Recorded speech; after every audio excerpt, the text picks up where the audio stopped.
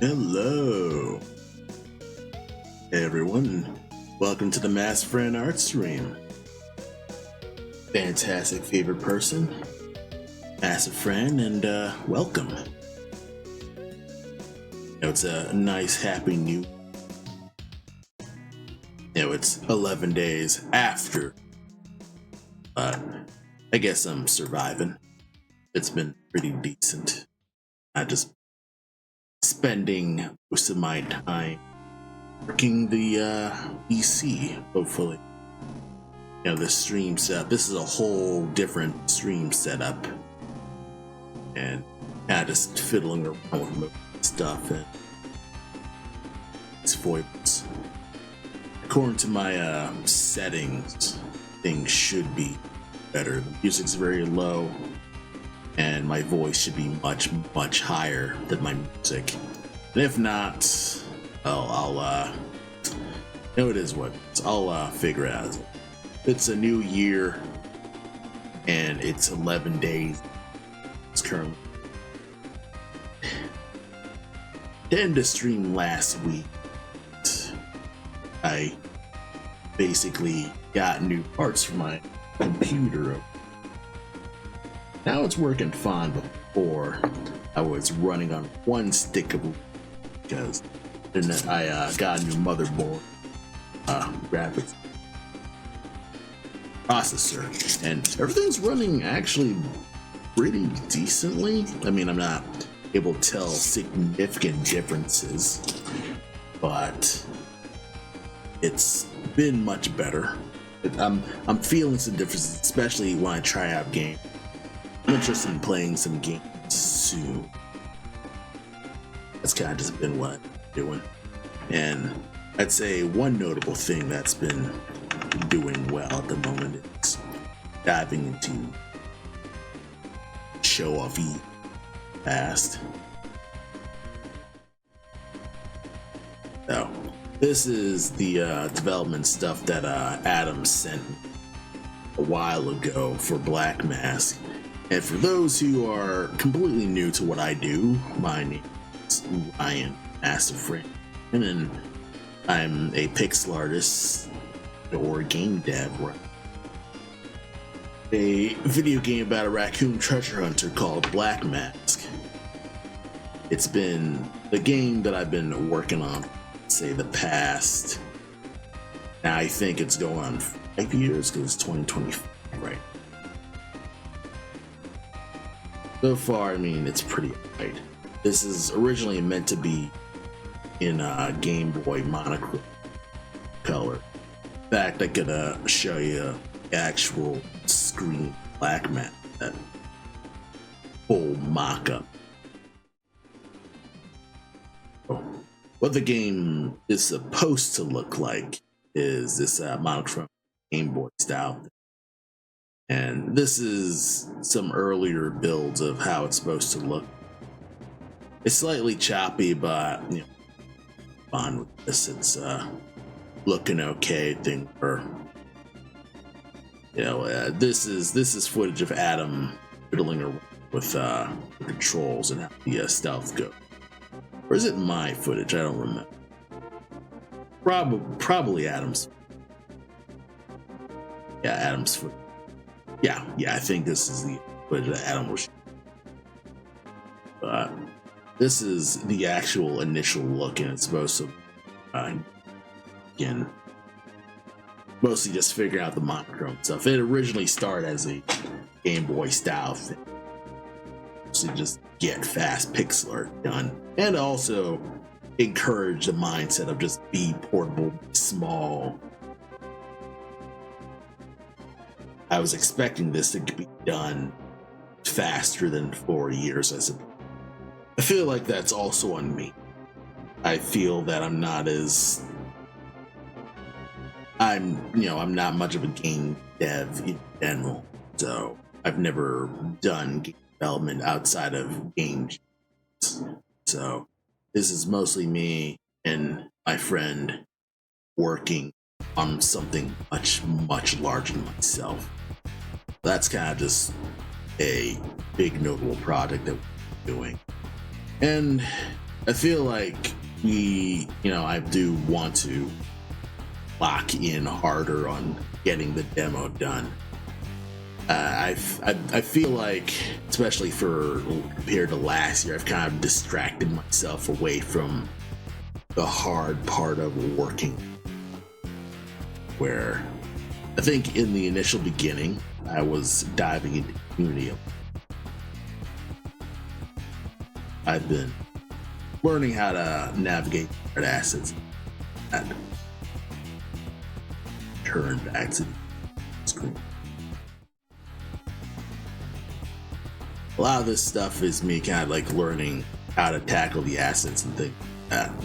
And I usually have tile sets here at, and Adam colored the assets himself because apparently he told me that having trouble determining assets were working, and that actually makes me feel like it makes me question whether or not the monochrome is actually going to work. It's one of those things that I am pumped not to keep up with the monochrome or just go to color. Sure, the Game Boy look is going to look more unique. But it's one of those things where until the game's actually in action, I feel like I'm flying blind. And so I'm kind of just fiddling around with this right here.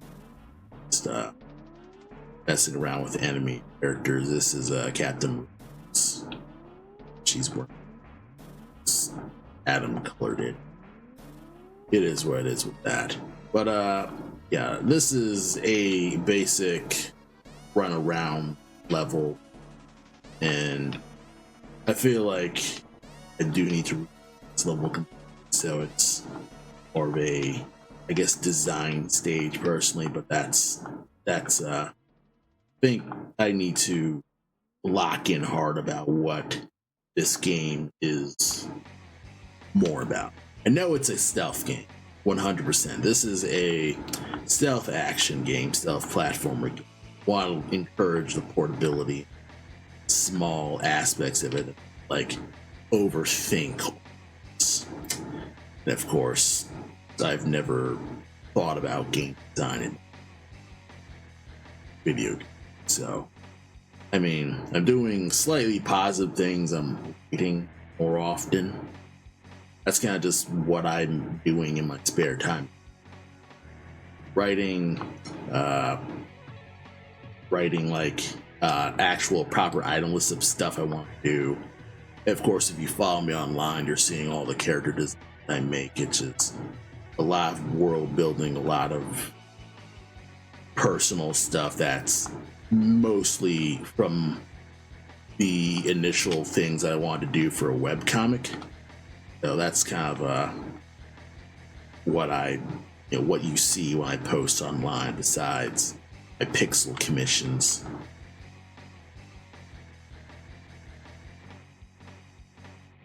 Yeah, and these are a few of the enemies who are able to whoa. Just flew up. That's pretty funny. I nudge you.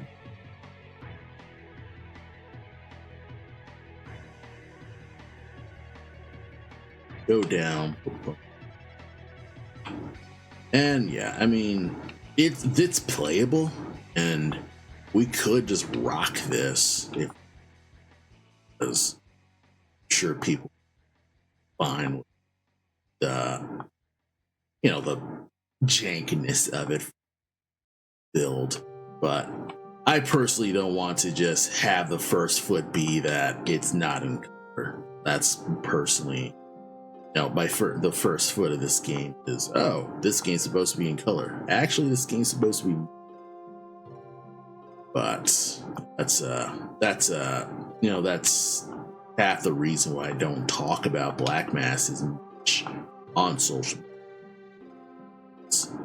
A lot of it is development stuff that's still just in so much flux. But I mean, a lot of the background stuff I did did the tree background, the bottom of the ocean stuff. Bit of the rock tiles. I do want to improve rock tiles for a little. Tree tiles still need some massive improvements because I can still see the seams. I've kind of just fallen off of working on these tree tiles because it's kind of boring for me. I don't like working on environment assets. I'm trying to improve on that. Bear stuff is kind of alright. There's still some stealth stuff that I disagree with. I feel like I shouldn't simply be able to whack him in the like my idea for this bear character is you hit him and your sword just bounces off. You can't, or even like it goes through, doesn't feel, still like wallops you probably like quarter of your life. That's the hope of this bear character. And then you should be able to slip under his legs. Won't even notice you're there. That's the hope with the stealth system. I don't want to completely go into the Metal Gear-ness, but yeah, I've never played any Metal Gear stuff, but it's kind of like one of those things where it's like he's a raccoon, he stealths, kind of. Like, I initially thought of Cole as more of a pulp adventurer type character, swashbuckler, but I mean, stealth makes sense for him. Raccoon 2. One big thing that I do want to do in this world is mess around with the size relationships. Like, okay, you have a large animal, can't just physically fight him. That ain't gonna work. Can't just actually overpower him by using cool anime moves, shit like that. It's kind of like one of those things that I think about, like even back in the comic, is okay, you are a cool warrior with a sword, but he's way larger than you, so your piddly little sword ain't gonna do much. And, you know, there's other tasks that I want to tackle where it's like, okay, you have other unique things. Like, one thing that I saw, and I'm like seeing for piece, I've recently started, well, yeah, I'm recently reading more of One.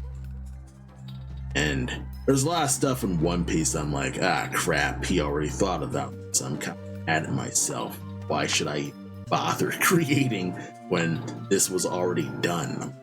Man, it's kind of tough because there's a lot of stuff in there. Like being able to wield your sword in your mouth is one. Like it's like, yeah, Zoro does this. Like I liked how I liked that dog with the sword in Dark Souls, and it's kind of like that would be rad if you had like a character class of wolves that were like, all right, Cole like was able to defeat one wolf with one sword, but holy shit, here comes this wolf with 3 swords. It's like, well then, turn around and run because he's already gonna hit you for 1,000,000 damage. Stuff like that, but I feel like he doesn't have ownership over 3 swords, but it's kind of like, that's a tough thing about, I guess, existing in the world, is that aren't as you don't really think of the most unique stuff. It's kind of like, oh, people think that I have crazy character design. It's like, not really. Like, I think my most recent post on Blue Sky was simply a design of Duranjo from Matterman. You know, it's basically just Fox Duranjo. I think that's how you pronounce it. And I was kind of just making that initial. I thought you could walk on top of it. And yeah, basically, I just made that character. I mean, I'm not super happy about that design. Just Duranjo. I mean, the Fox aspect of her is different enough. It's like, it's one of those things where I just feel a weird pride as a artist, where I do want to try and somewhat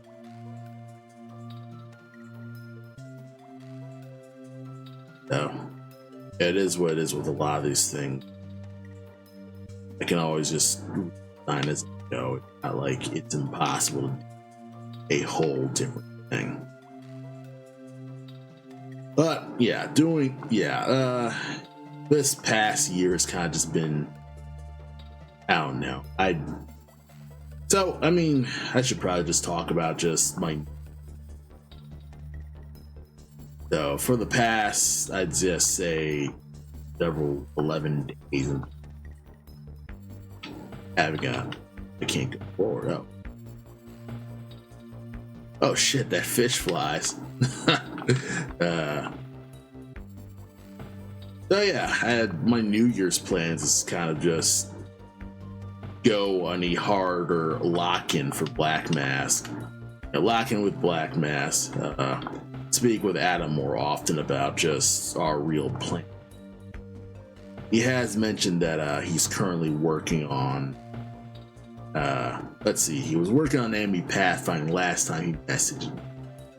And then all he really said was, taking a holiday. I think last time I spoke with him was like, holiday stuff like that. I don't know if he's working on it currently, like this week, but it is what it is. What else? I have been tackling some other stuff. I have been typing a draft of a game manual, and this is mostly just me actually typing down the physical notes of Blackmask player's manual.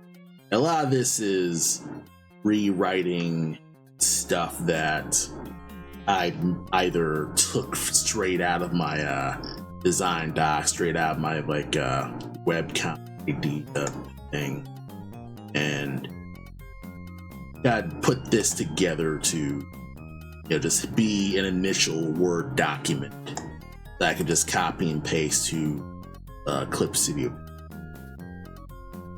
Probably should open that. I think let's see.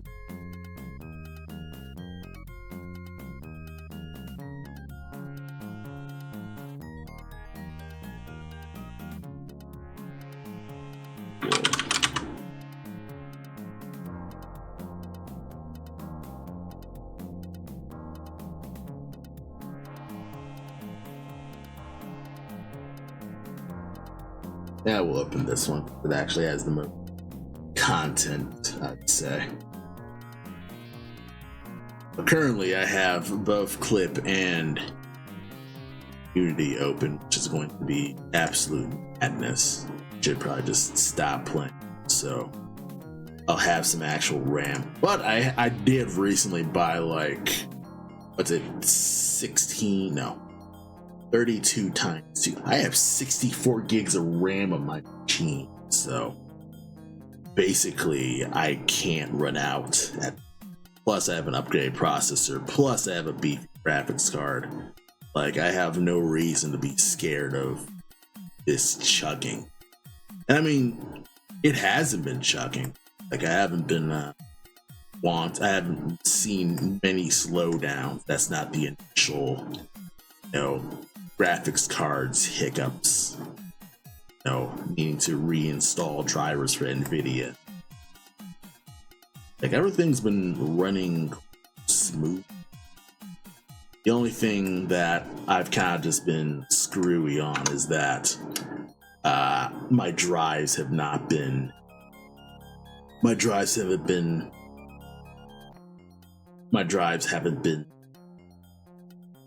synced. Damn. That's surprising. Lovely. I love that. Yeah, this is the first version of the manual, actually, because I've already made 2 different drafts of them. Let's see. Hopefully you can see this. And yeah, this is a 3D view. That's kilter. But yeah, this is basically me kind of just seeing, okay, how does this look when it's actually in the margins like that. And a lot of stuff that happens in margins looks like this. So you know, if you actually open up the file here, you'll see that, you know, the text is kind of just in the, so, you know, it'll look like this. That like makes a 3D print version or 3D version of this right there. I think a lot of the size stuff in there. Of course, the text does kind of still wacky, but this is a funny mock-up that I have of this. Of course, the sizes are completely borked. Happened. I mean, I'll come back to this some other time. I've got another draft of this. Let's see. This one. And it's mostly me kind of just figuring out how the heck this manual is going to be laid out. Because, you know, the initial idea was make it similar to actual game stuff like, yeah, I'd like a nice basic back. Probably put either a link to the website or the Steam page and stuff like that. Get rid of the hard button. It's not really gonna square about. But yeah, kind of like go here. This is a slightly better setup. It probably would be better if I put this on the other side so you can see it. Because otherwise it just looks, that's just me. General button layout. I haven't like specified a controller specifically. You know, point of it is that you're able to change your, you know, app. I should write that as a note. You can. No, I did write it. Not reading my stuff. But yeah, this is a really slapdash manual. I've kind of just worked on it. I worked on the initial thing early last year, then I fell off. Got just trying to catch up with that. Of course, the rest of this is. But yeah, I've on my end, I've been doing, I guess, the make it pretty aspect Blackmask. I'm kind of just feeling for what I need. And the third draft of the manual was mostly me just making this more of a vertical format of the manual. I haven't filled it with any. This is actually the newest variant. I feel like this would be slightly better for universally putting in modern game boxes, Switch boxes, and Xbox boxes, because I believe the screen ratio is like 3.5 by 5.5, and when it gets larger and larger, it can fit into like 8.5 by 11 type things when it goes up, or stuff like that. So far, so just get basic ass stuff down.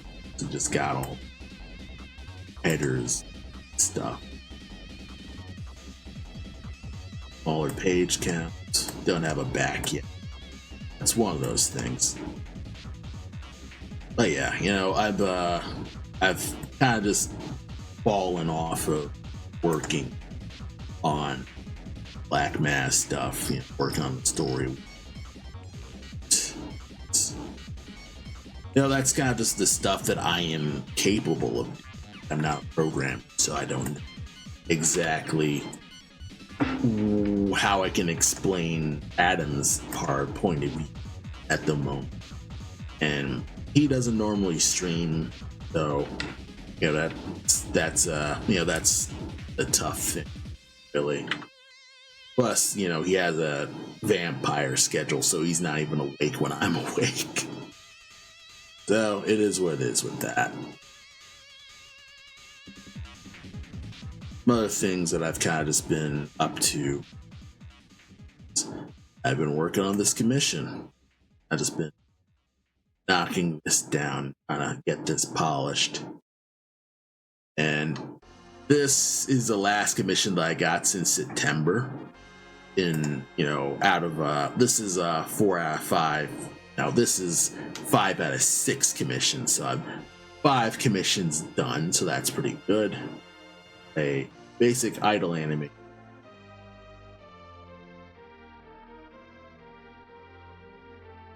Got a general idle anime.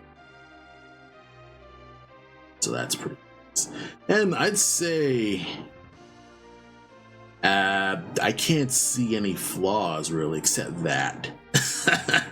You leave it to me to see more flaws as I think I'm done with it. But other than that, I'm leaving this alone for the sake of this. It's a larger swing action.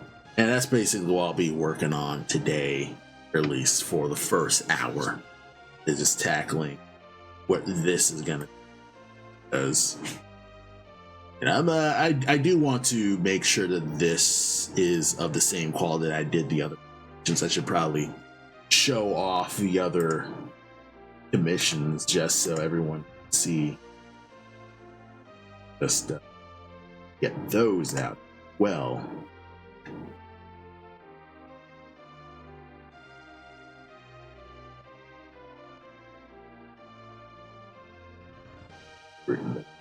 Go. OGX.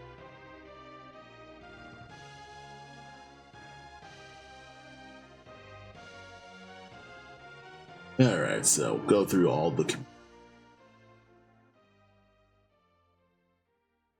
Yeah, we'll go from I guess, whelming to explosive.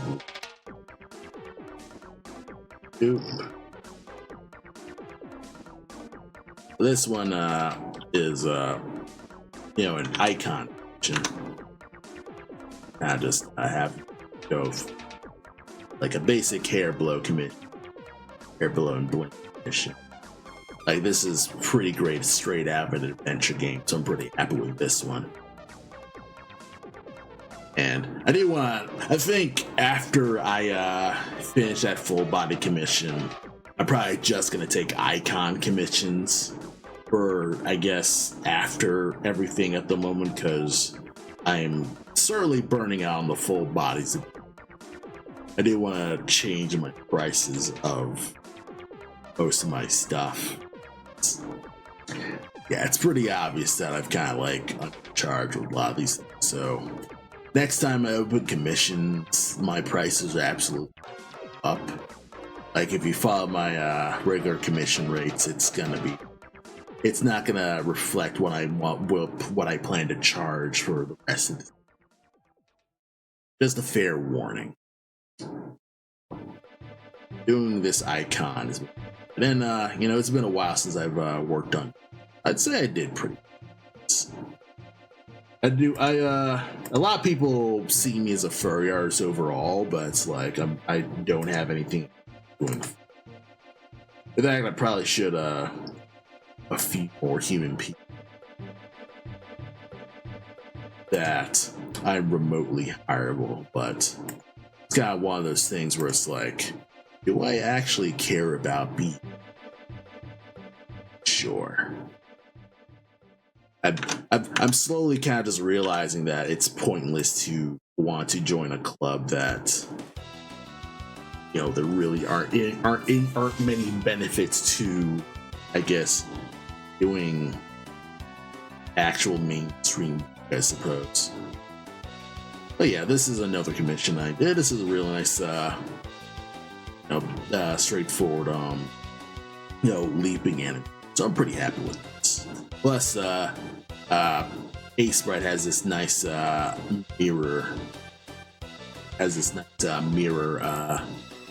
I guess, script, stuff like that, but it lets you basically duplicate sprite at the bottom, and then it'll look pretty nice with that. So I'm pretty happy with how this turned out.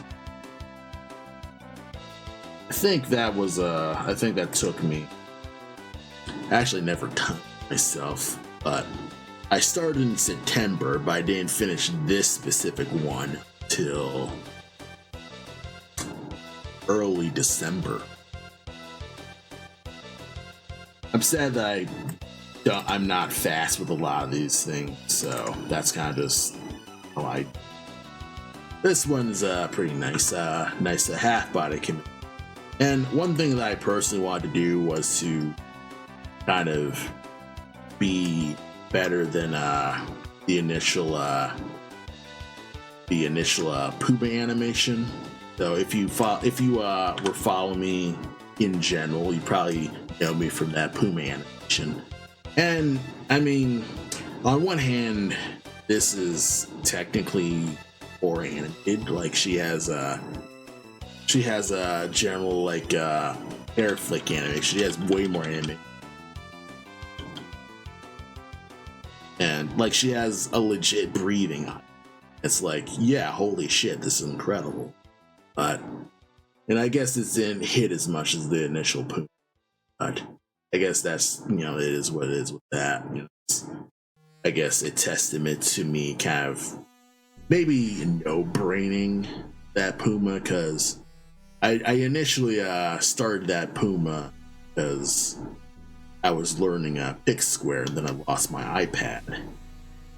I kind of like had an older file of that Puma on Sprite, so I just continued Sprite and just.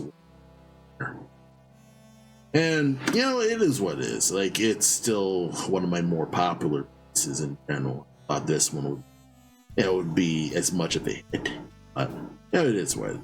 You know, my client liked it.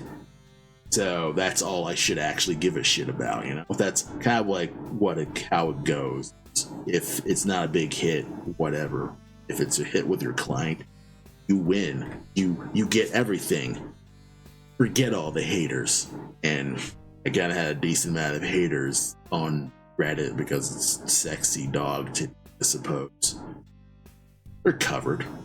There's nothing supremely lewd about it other than cleavage, so I mean, it is what it is. Anywho, let's show off the rest. Ooh. This one's pretty unique. Where you have a character with like a tail mouth and stuff like that. It's kind of like, I should make a Blackmask character like this, because holy shit, that's cool. Well, actually, no. I think I did make an ink character of like a tail monster, but it was like a full body, like Venom-ish monster. But the tail thing would actually be much simpler. Probably just stick with this. But yeah, this is a more simpler idle animation. So I'm pretty happy with this. And I got this done faster than my previous full body animation. So I'm pretty happy with this. Like, I'm slowly and steadily learning my way. I think this is the direction I'm going to take more of the full bodies next time. Because, yeah, this is probably just going to be much, this is a much simpler animation. Like, I'm burning myself out over a lot of these. It's just, you know, staying there, they're breathing. And maybe I'll, like, charge for actual actions, because that's also another thing that kind of, like, pads my time, is doing more action. So that's, you know, that is what it is. So, keep your eyes open next time I do. So, another bit of the final the last but certainly not least commission thing is this huge sucker. So this is a full-ass fighting stage. And I've been working, I think this one was the one that like took the longest in general. So, you know, that's one of those like humongous tasks I did. I did manage to like simplify it in some way. Like obviously this stage is very symmetrical, like you're seeing basically absolute symmetry. You know, I heard a symmetry tool where I like cut and paste the other side and things like that. You know, same lava animations in overall. Like I literally made one statue asset, then I just flipped it. And that's what I did with that. The flames, I actually purchased a pre-made flame assets, like, you know, pre-made pixel art asset. And I did scale it up, and I did need to edit it to fit the size. It was a much smaller scale because I think it was like it was an 8x8. It was an 8x8 asset. I stuck with it was an 8x8 asset, and I just simply stuck with I just made it larger and need to just edit it so, you know, at the full proper res. But, you know, so far it was pretty decent. Got this and just copied all of them and just moved them way over. And, you know, it looks great. It looks pretty great. I even just got these cracks. I'm really happy with how these cracks turned out. Like, at first I was like, how am I gonna make this texture look interesting? The cracks, you know, it certainly just turned out. And of course, I didn't make bars. I basically I took the UI stuff from another asset list. So that's kind of just what I've been doing with this. Yeah, I think the only thing I really did with the UI is I edited the colors so they flash. So I mostly like recolored everything. So, you know, in different frame intervals, it would flash, stuff like that. It would match the outline character. And of course, I worked on the character separate. Like the initial character, I started with the character here. And he's got many different layers because I usually build characters in just giant pools of layers to kind of just make animation easier to set up. Like I initially created one entire still image, like the core pose, and then I would use a lasso tool to kind of like cut in pieces, put in stuff inside. Okay, which parts are actually moving? Initial plans like that. So that's one of those things that I've kind of just been tackling when it comes to character animation. I forget where I learned this initially from because I don't think college taught me to do this, but I think I probably like saw it from like other YouTube tutorial or maybe some animation person, but I don't know, I kind of felt like this was an easier thing to tackle. And that's why I make my animations in parts. And, you know, a lot of people have also like told me that sometimes it can be a little stiff. And that's one thing that I struggle with is just having my keyframes not look so stiff. So I guess one little goal I'm trying to figure out is how can I guess, unstiffen my animation. I think one thing would be to, not simply rely on keyframes, because I'm a keyframe animator. I usually will block in the core poses before I actually determine the full motion. That's kind of one thing.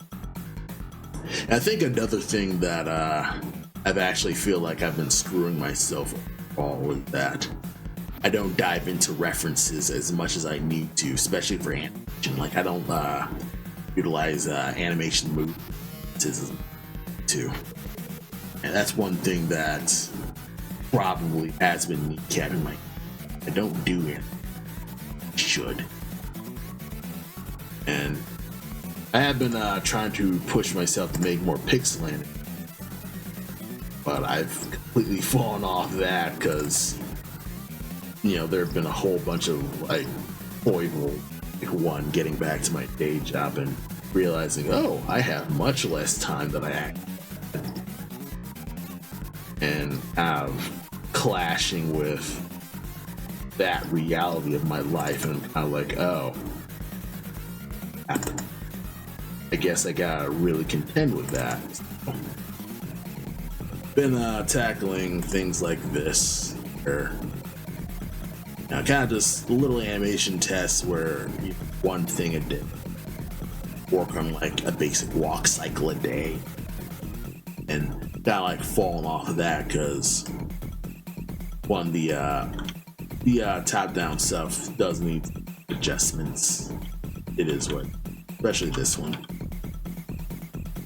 But you know, it is what it is. And I made these initially as like a personal template for my stuff, so you know, if ever I need to either make a top-down character, I would at least have a basic template to work off of, like maybe rework the head so that it's better. And you know, since it's my art style, not like it's gonna look cheap. But yeah, I did want to make a variant for like side scrolling. Let's see. Oh yeah, this is the 8-bit.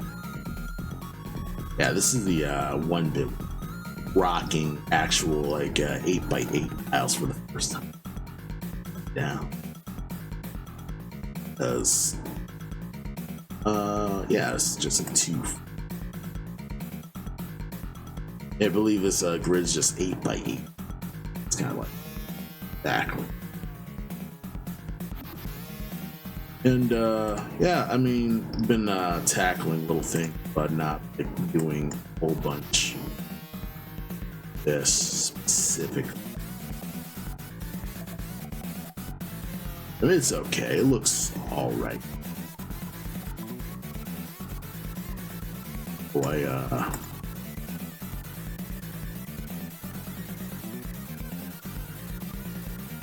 oh yeah, it's a solid 6-frame walk. I could probably smooth with like 8 frames and stuff. Like, what's the constant frame? 100. It should be, I think 6.6 is 30 FPS. Yeah, look at my frame rate.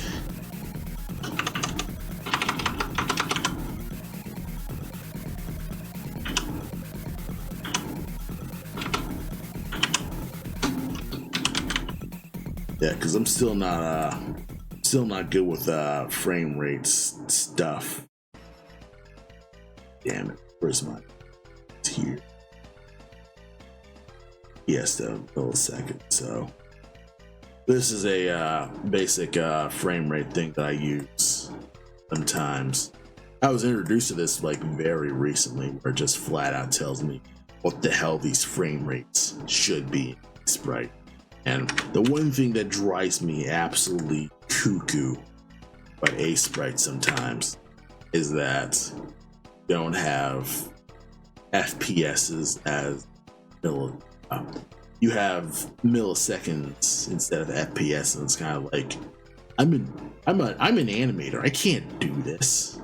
Like, I've never been taught milliseconds fucking frames per second. So yeah, 60 frames per second, 16 seconds. So I actually want this to be 33 frames because like you want to plan game animation specifically in like integers, or not integers, but I don't know, powers of 15 or something like that, where it's like you either initially will do it in 15 frames per second or 30 frames per second or 60 frames per second, like in that like easy divide thing where it's like, you know, 15 times 2 is 30, 15 times 4 is 60,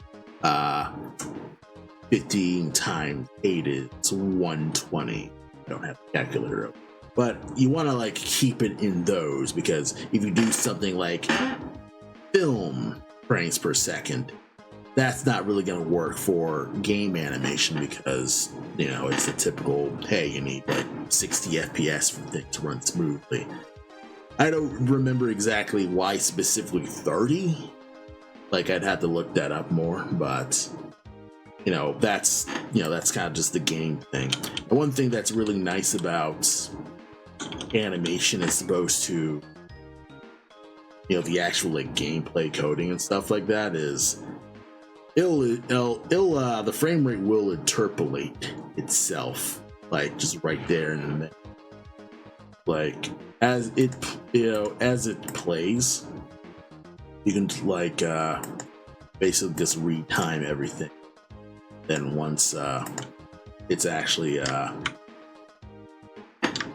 boom, I think I could do put it in twos. And a lot of this is a lot of animation technical stuff that I still am trying to learn myself. If I put this on fours, crap. Put my fours someplace good. Okay. But a lot of this is but a lot of this is a lot of know-how that I struggle with understanding, let alone explaining. But I do my best.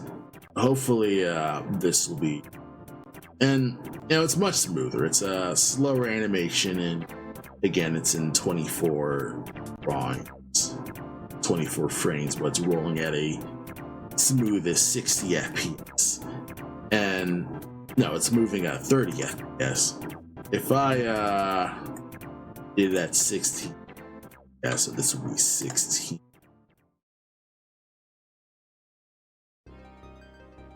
I would probably need to double all of these too. But in general, like for sprites, most sprites don't really need more than 16 or 6 drawing. Because like things like a lot of like Super Nintendo platformers, most walking sprites will not go past 8 drawings. And that's usually how I will determine like drawings versus frame specifically, is that you're drawing more frame, making more drawings as opposed to adding more frames, because these keyframes, these are basically just the core drawings. Like keyframes is a specific term for just the drawing that's supposed to, I guess, get the point across, where it's like, okay, the keyframes are the frames that are going to convey the story and the character. Otherwise, you'll have in-between frames where, it goes between all those core poses. But I'd say a good notable keyframe would be like, this would be a keyframe, this would be a keyframe, this other thing would be,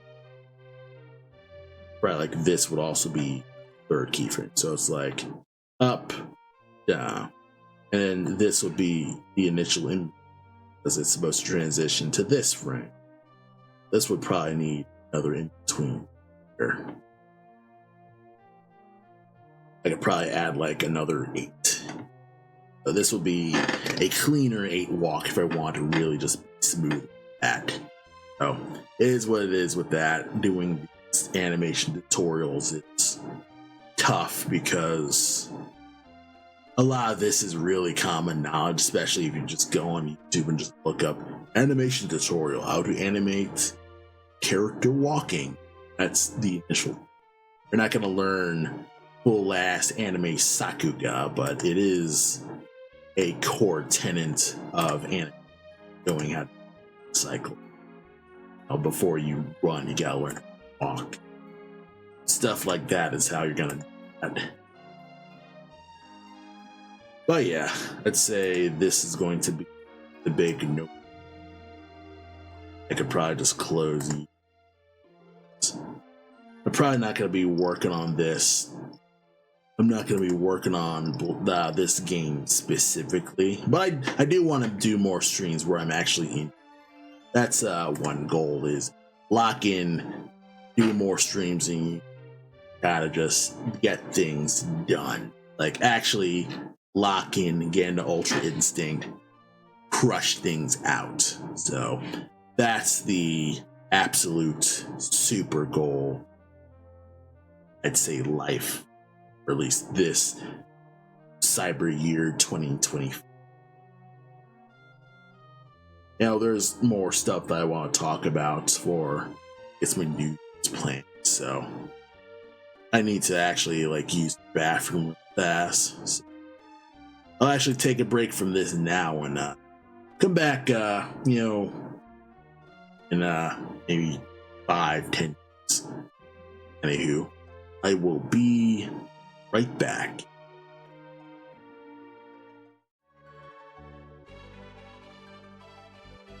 And we're back.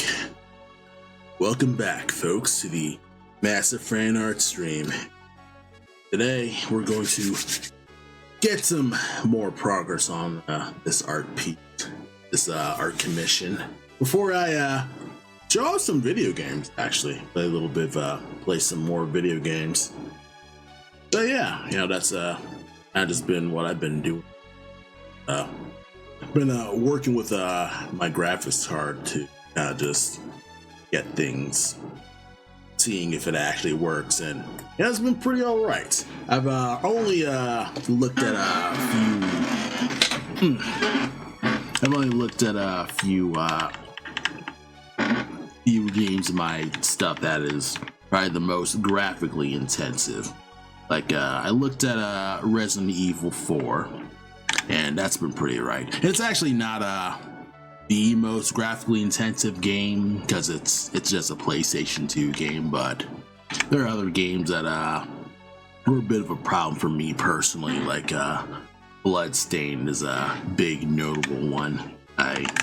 Bloodstained is kind of trash.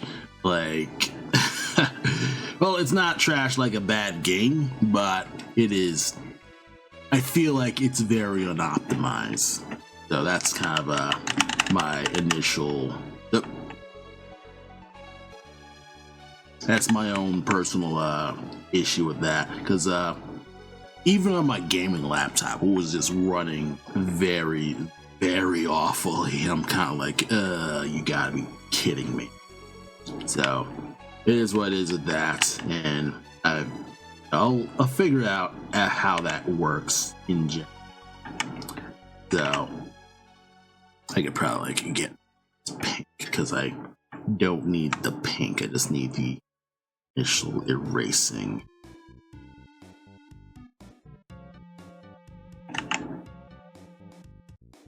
Okay. Body art. Need to work on the body. Ah, I see what's up. I see what's wrong here.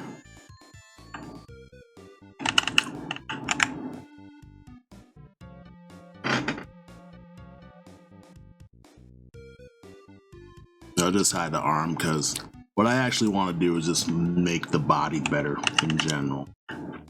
So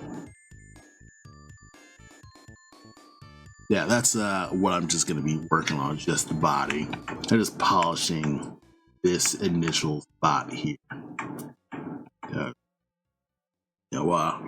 One thing that has kind of been tough working on this is this design is quite complicated, and I underestimated myself on whether or not I could actually get this down, and I'm kind of like now feeling the toughness of this. I am determined to get this done. Like, hook or by crook, I will get this fucking thing done. Because I guess I have a professional pride to get this done. So that's probably why I'm like absolutely nuts about getting this done, is because I want to do this for myself. If I can't do this, I can't accept myself as an artist, I suppose. I guess this is sort of a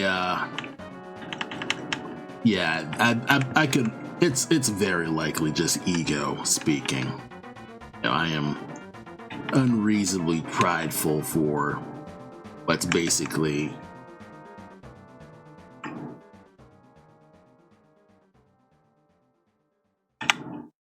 I could probably like get rid of you because this is also a piece of the actual initial internal armor here. Yeah, actually, my ref actually doesn't have a side view of this character. Like, I just have the initial armor view, so there's nothing like, there's no like side view armor. But I have other references of armor. Like, he has a turnaround here, but doesn't have a turnaround with the armor, which, you know, that's I guess that's one of those things where I'm just gonna need. That's kind of just on me. Let me see. I do have refs of armor that's in, so I'll probably just go grab that. I believe it's let's see.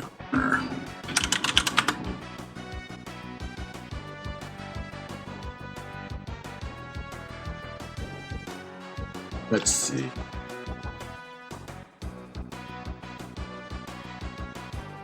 Yeah, we'll kind of just, you know, this is a program called Pure Ref.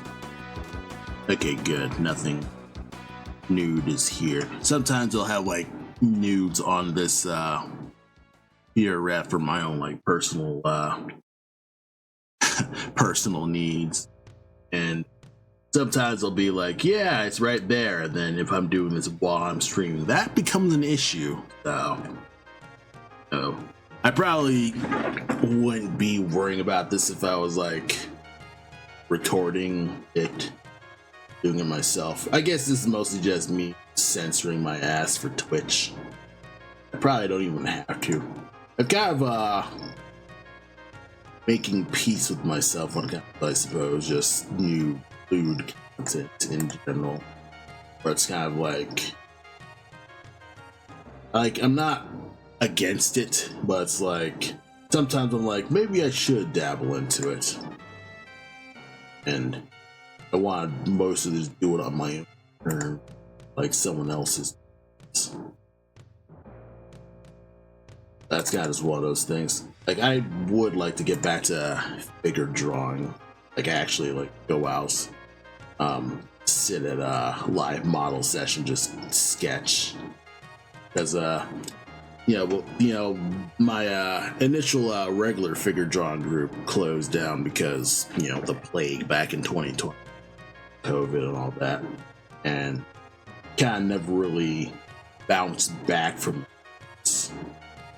One, having a model's kind of expensive. Like, make sure you pay the model to stuff, and he just wasn't able to keep up that payment. So yeah, this will work. Nice side view. This could work. Just make that a little bit of a thing, but I'm trying to find something that's more of a more straight on. Let's see, how about you?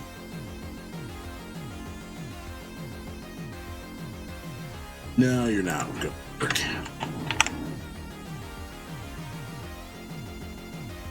Oh yeah, I got a zip file that I haven't opened. Our arms and armor from the Utopia Museum art. Yeah, fuck it, let's extract it all. I bet this is gonna absolutely crash my hard drive right now. Oh, if this is open, that means that this file's actually been open for a bit. Okay.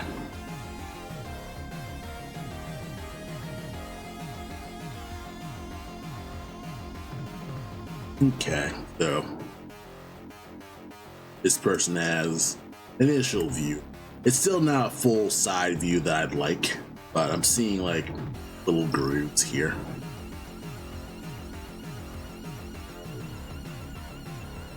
This needs something more substantive.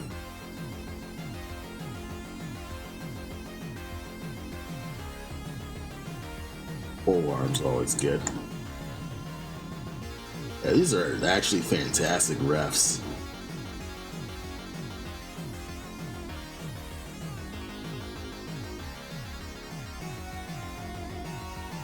I like the arms covered and feel like the person didn't take good enough pictures. Like, this is probably just phone pics, but I could make that work. I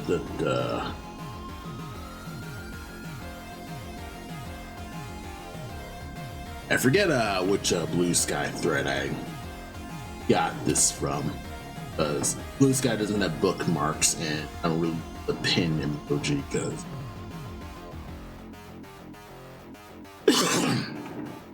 one, I don't want to like be searching for the emoji every time I do something. Don't bother with the pin emoji. Ah, this could work. This is actually a better ref. Gonna put this here because, yeah, you're seeing the actual groove, and that's what I'm actually looking for. Whether there's actual grooves. These are much better refs, and they got a better picture. I think this is Chinese.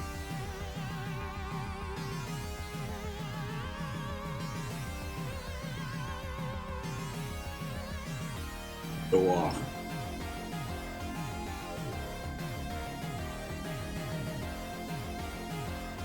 That was fictional.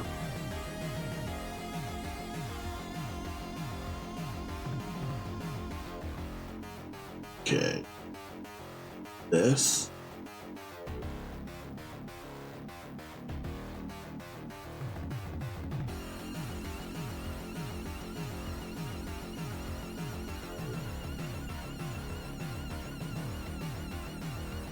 This might work. This is more of a, I think this is more of a Roman style. I don't know, this is a Roman style side part right here, which is okay. This like initial, like, I like that it has like a little hinge, so that's pretty.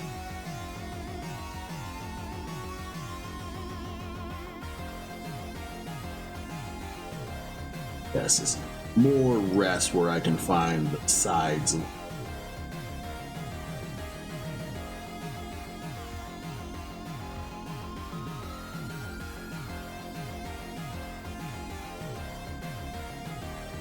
Let's see.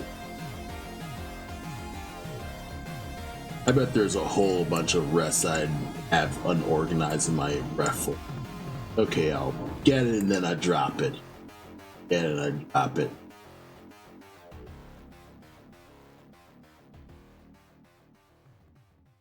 Clothing.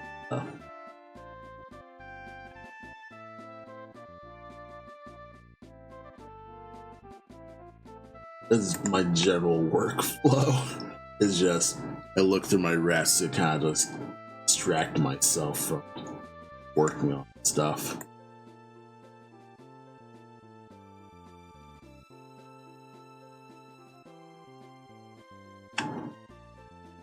Clothing. I like put that.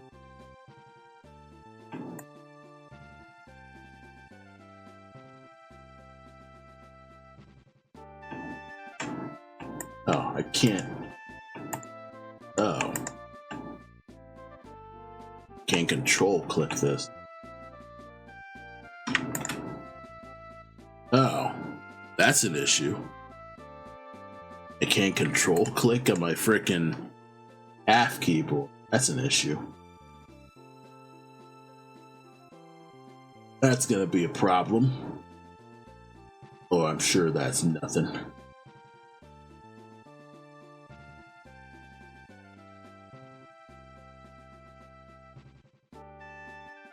But I'll do this for maybe a few more minutes. Let's go back to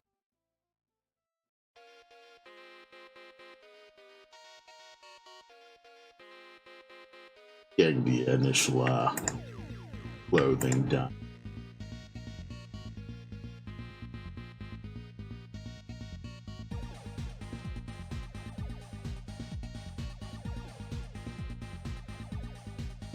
But no, we're gonna just let this go, just work off of this actually. Okay.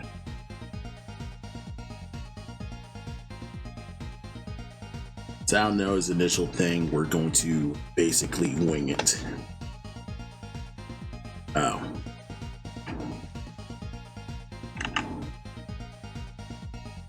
Okay, I think I know what's the issue with the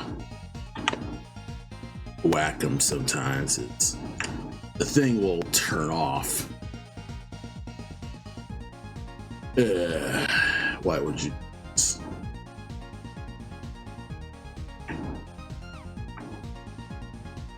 I feel like the issue that I do with the Wacom tablet is it turns off.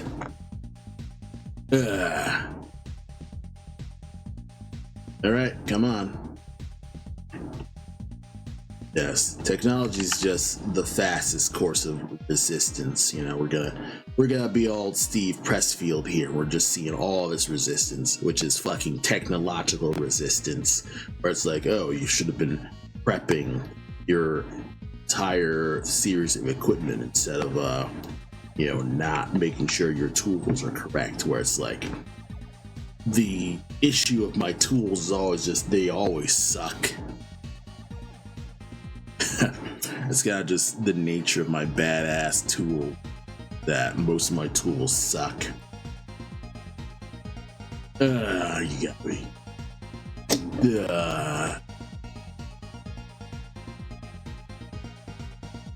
All right, you know what? Let's do my initial YouTube video. That's my most popular thing. So, whenever your Wacom tablet's not working, you will, you know, go into the Run app, type in, I think, like app data. No. Crap, what was it? I have to look at my own tutorial to kind of like figure out what was it. I think it was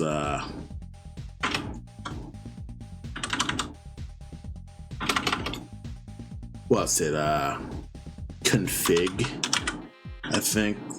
Oh, MS config, I think it was. Is that right? Sort of. MS config is sort of it. No, that's not it. Nope, that is absolutely not it. So I do need to open Task Man. This is services. I think services is much better. Go down here, find Wacom.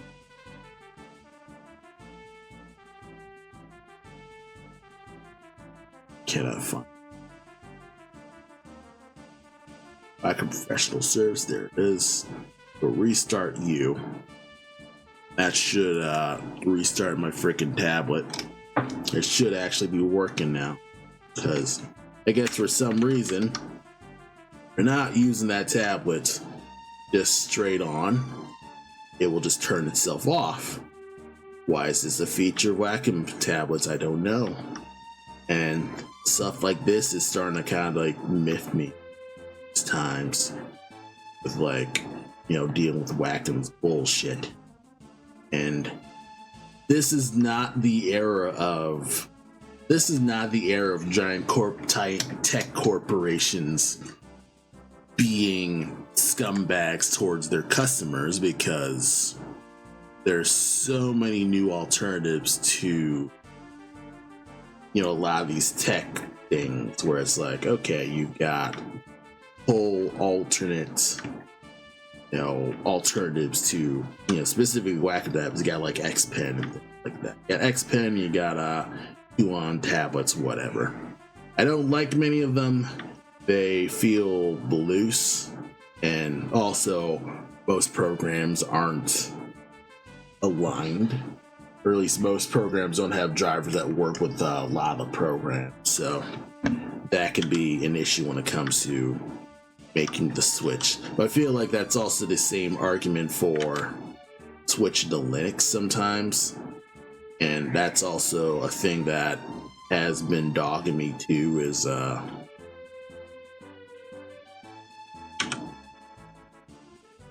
you know, I could switch to Linux, but then I would be like dealing with the rigmarole of figuring out what the hell certain things do in order to let me use my regular programs and stuff like that. And I recently encountered a situation in life where I need to use Dropbox again. I don't like having Dropbox on my computer. It's slow. It's not as effective as having it's not as effective as having my hard drive with me. But I've missed out on having my hard drive one too many times. I'm kind of like, you know what? Just having one initial backup in Dropbox is just plenty. I don't know how to make other clouds. I probably need a larger programming base to learn. And at the moment, I'm kind of like feeling like I should just deal with it as I go. Yeah, that's plenty. And yeah, there's like so much tech know-how that I kind of just don't, or I sort of know and then I'm just not an expert at, and I have to pick and choose whether or not it's important enough to learn how to do. I've come across a lot of issues where I want to, there's only so much stuff that I can, so much things that I can spend my time on, and of course I'm spending them in strange ways. Like I'm reading One Piece. That's one thing that's kind of like a strange spending of my day. I'm reading more manga where it's like, okay, I'm reading a book that's gonna take forever to finish, and kind of one of those things where, you know, I know it's gonna take me forever to get done, but it's one of those things where I will just do casually on the weekends. You know, I'll sit down. You know, I have all my tasks done.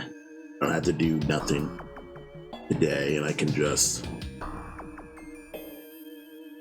veg out, just enjoy, just I guess life, I suppose. That's you know, my initial plan for just reading more often. It's just read more often and don't focus on, I guess, clout chasing all the time, because that's the other thing that will destroy you on the inside, is being obsessed with chasing content. And this year has never been a better year to stop giving a shit about social media, because there really isn't much that's encouraging me to give a crap about social media. So it's kind of like, you know what? I need to improve my mind in general. So see about reading a good book, you know? And One Piece is a good book.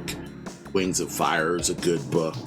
I'm currently on the, I guess, third arc of Wings of Fire, I suppose. So been reading that. And yeah, just trying to just live my life better than just constantly despairing about all tiny little things that don't actually matter. Because on one hand, they do matter, but fretting about tiny things is gonna be, oh, there's only so much that you can really do in a day. Can't just, you know, I'm already stressed out over just general life stuff where it's like my day job plus the bill pay plus deal with other stuff. So I've been doing more, I guess, fat clearing in life, or at least right now. And one notable thing that I've actually been not doing, or at least am trying to reduce a bit, is I think I'm gonna take a year off of well, no, not I think, I am taking a year off of doing conventions because I gotta improve my finances somewhat. So I've been rocking the same initial inventory of, you know, stickers, cat stickers and stuff like that. Got witch stickers for Halloween stuff. And kind of just been rocking that same merch for the past 4 years. And haven't really been doing much else with that merch, where it's like doing either like new art stuff or a new book. I've made a new comic in years, and half of it is me struggling to sell the initial comics that I have, and half of it is, you know, I haven't written a whole new story. And on the one hand, right now I'm not chomping at the bit to make a whole new book, especially when the state of printing is kind of in flux at the moment. But I'm getting myself to kind of like mitigate things more often, trying to see if I can do more like digital stuff where I have like either more like webcomic stuff where either I'll do more like short webcomic stories, either maybe like an initial Blackmask pitch story, or not pitch story, but kind of like a maybe a story thing that I want to do Blackmask, just to get myself writing and understand the character better.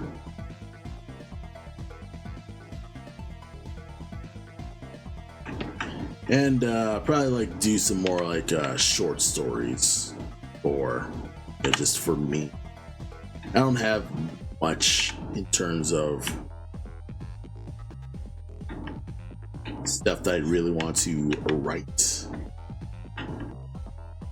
I mean, I do have like some I do have a notebook full of that might be cool type ideas. You know, I always keep a writing folder where you have the initial pitches, and then I've kind of just been struggling with coming out with a actual headline or outline with stuff. Like I have rough outlines in some aspects, but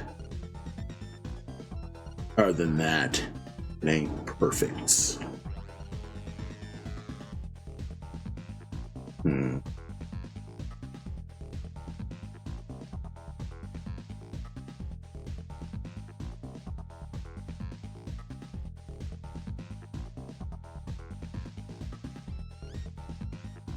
Nope.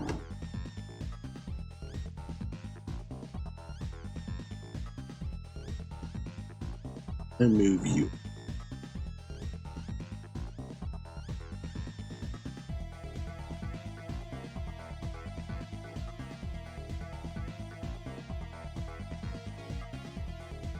Okay. Slightly better. It's working. I've moved one frame of the arm forward. This is heat.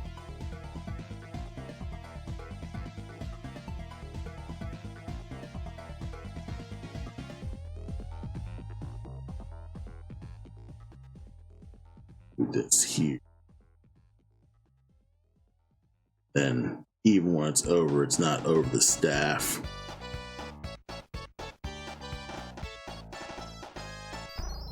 Alright.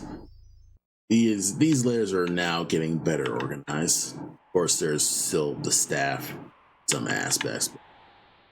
You know, it's sort of working. Yeah, I do like how this illusion is, where it's like it looks like it's spinning, but yeah, that blur is probably like my biggest trick that I'm happy I managed to pull off, because it's like You know, he does do a legit rotation. Like, it's literally just 1, 2, 3, 4. Yeah, like probably would other blurs here. Maybe I'll do another blur of this as an initial like stop, then attacks. Real nice. Good. Okay, but back to I guess the body art editing, because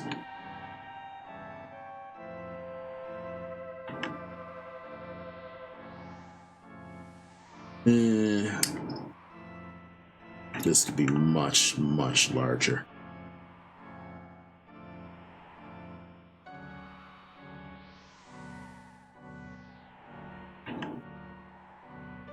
This is like less than 2 things.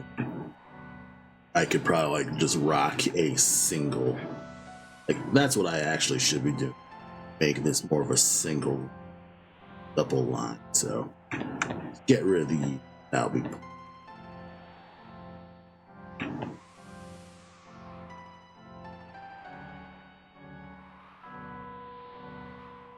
This works.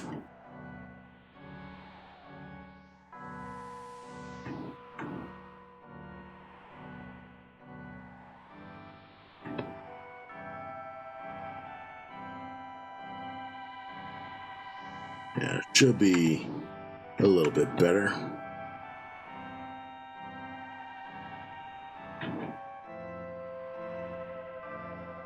Whoops. I think I made a mistake here. Luckily, puts you on the actual body here. Much better. Okay.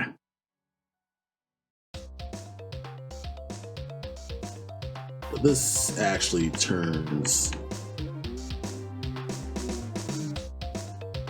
by the fact that the actual arm is much closer.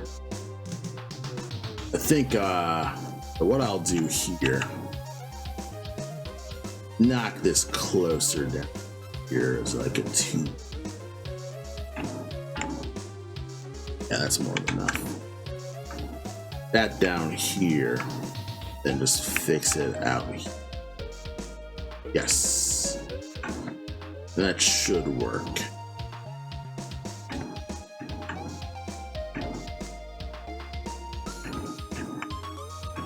Right.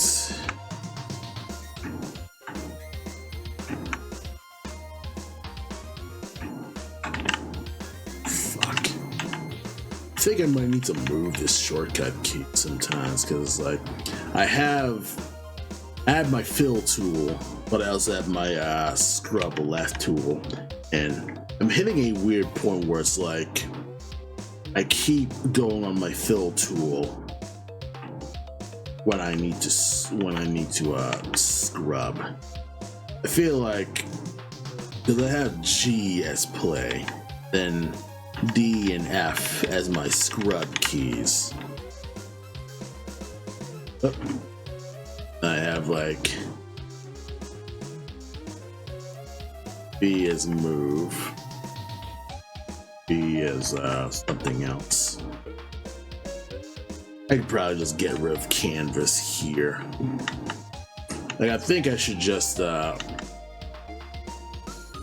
put my animation scrub tools C, V, and B instead. That'd be much better. Yeah, fuck it. I'll put my animation tools on C instead. We're just gonna adjust those shortcuts right now. Let's see.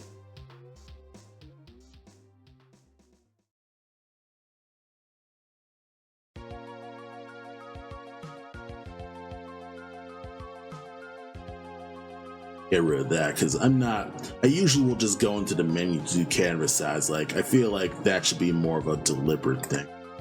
Get rid of that to sprite size. Like, if I'm gonna be fiddling around the initial, like, entire canvas, I don't want to just completely, screw that over. So I'll probably, like, get rid of some of the more, like, I need to think a little longer type shortcut keys. Let's see.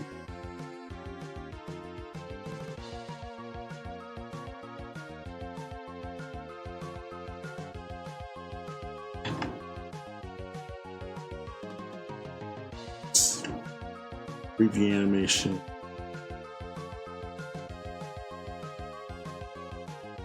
The all frames ignore tag. Play 1, 2, 1. Stop tag. Ah, here you are.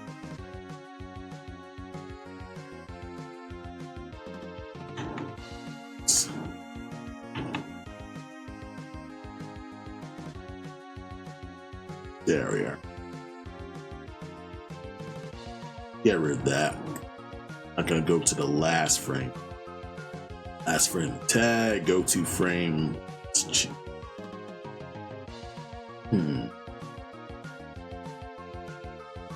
It should be like Alt B. No. Let's clear that. New empty frames also.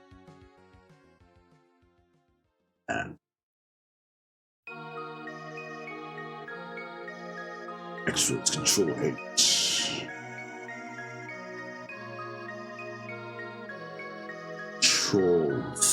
Troll apostrophe then? Okay. I think that's it. I debate whether or not to make that a shortcut.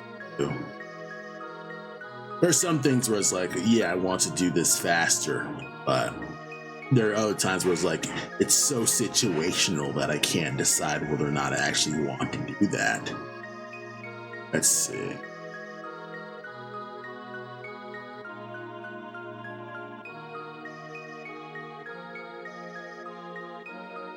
Crash reload thing. Screen. I'll keep these around. Color range.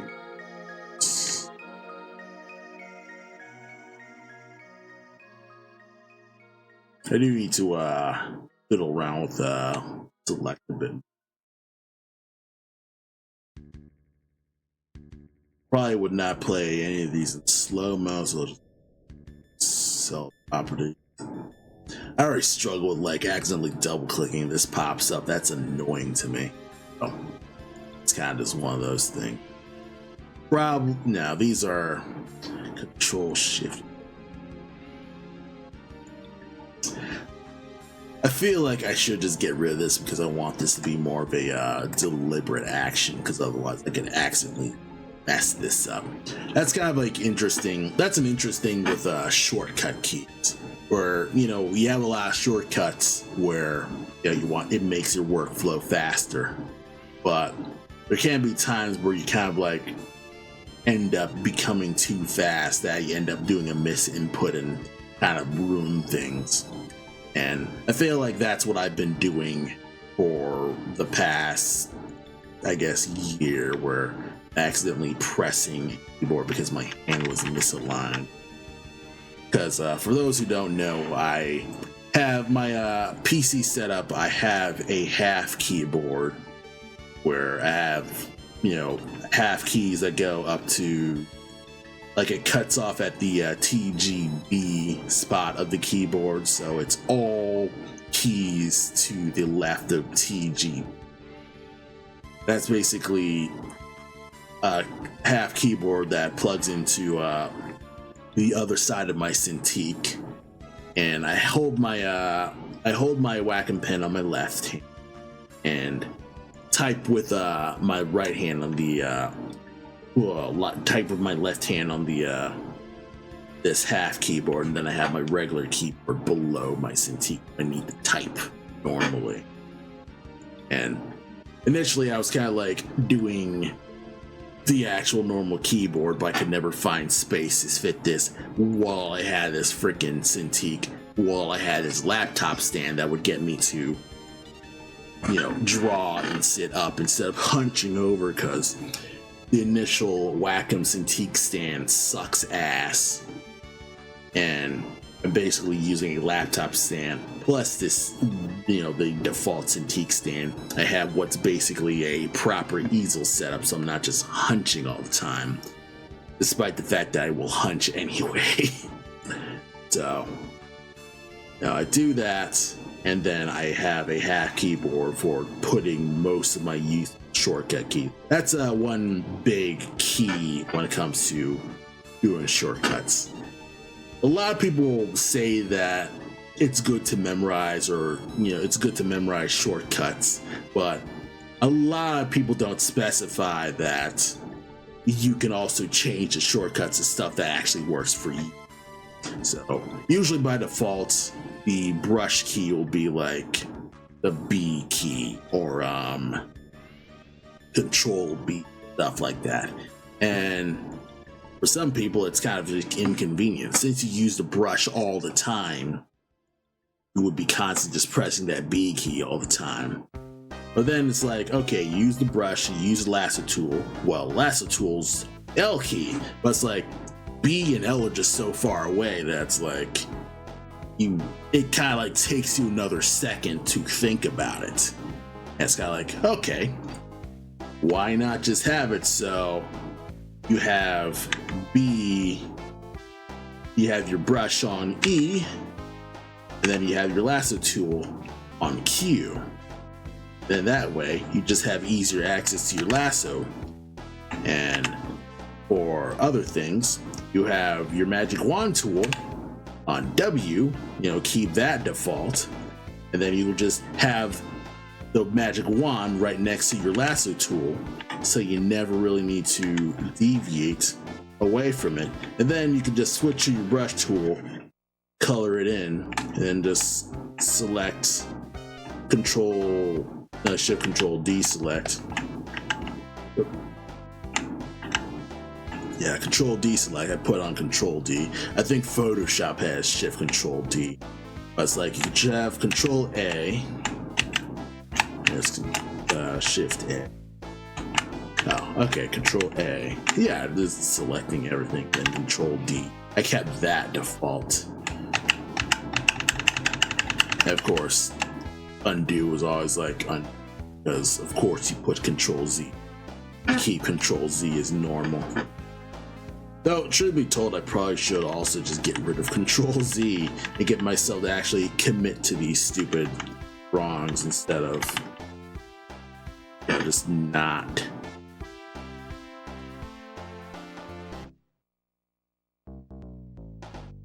And also, you need to go away.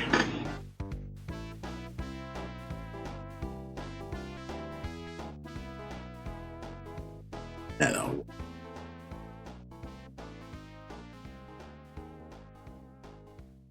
Close arm.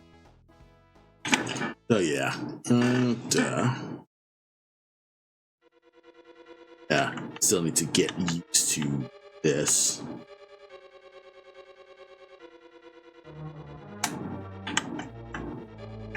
And of course, I have a shortcut key that's here. One thing that's kind of like working a little, that sort of rose.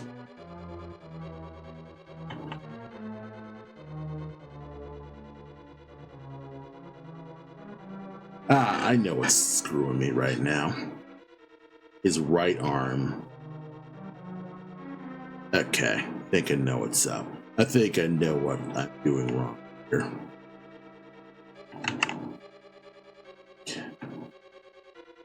Then have it so.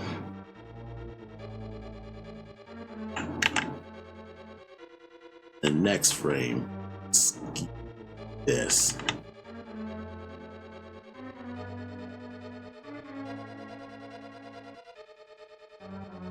There we are.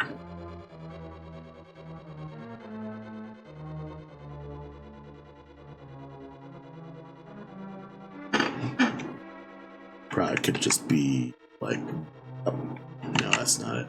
Body.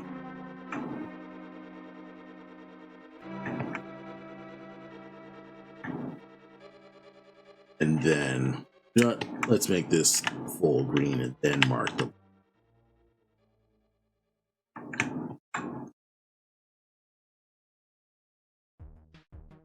I've still got to get used to me moving down my animation stuff.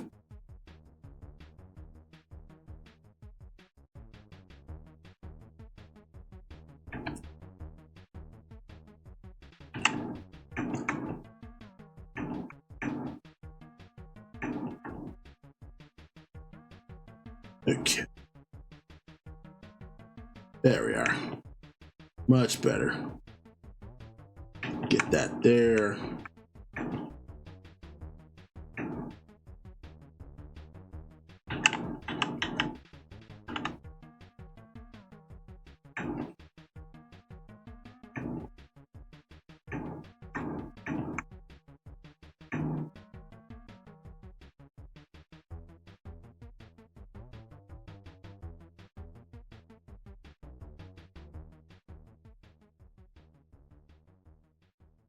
That.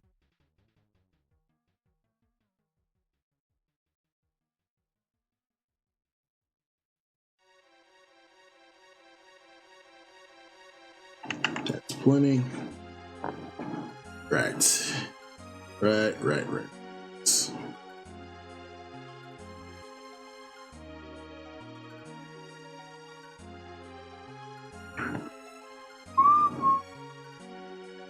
Man, I'd rather be playing FF4 right now.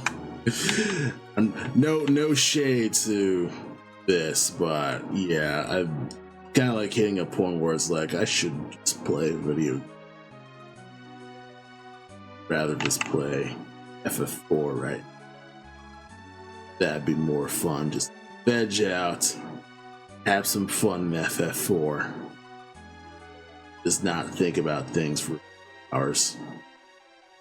Of course, that's easy. You know, that's always the easy part. Of course, that's not the, get art done art.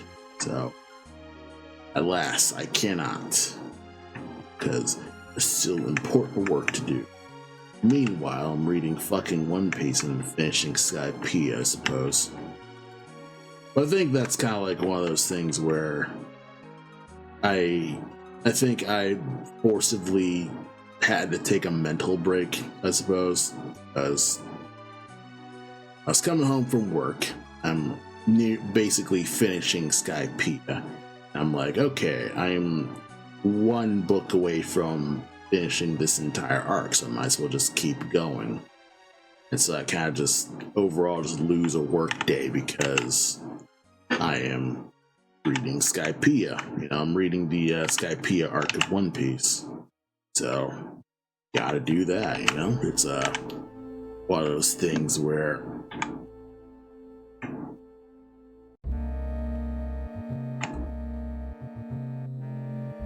I guess it's one of those things that I wanted to do for that day, and that's kind of just determined my night is work on Skype and just read manga instead of polishing this pixel art.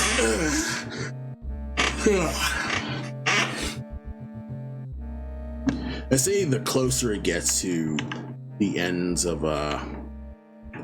the week, the less motivated I am to continue doing work in general. Like, once it hit Friday, I just do not want to do anything at all. So it can be tough to keep motivated in general with stuff that you sort of plan to do, but you sort of just don't want to do because you're in weekend mode. You don't want to do stuff. And that can be, that's probably a natural feeling. It's just,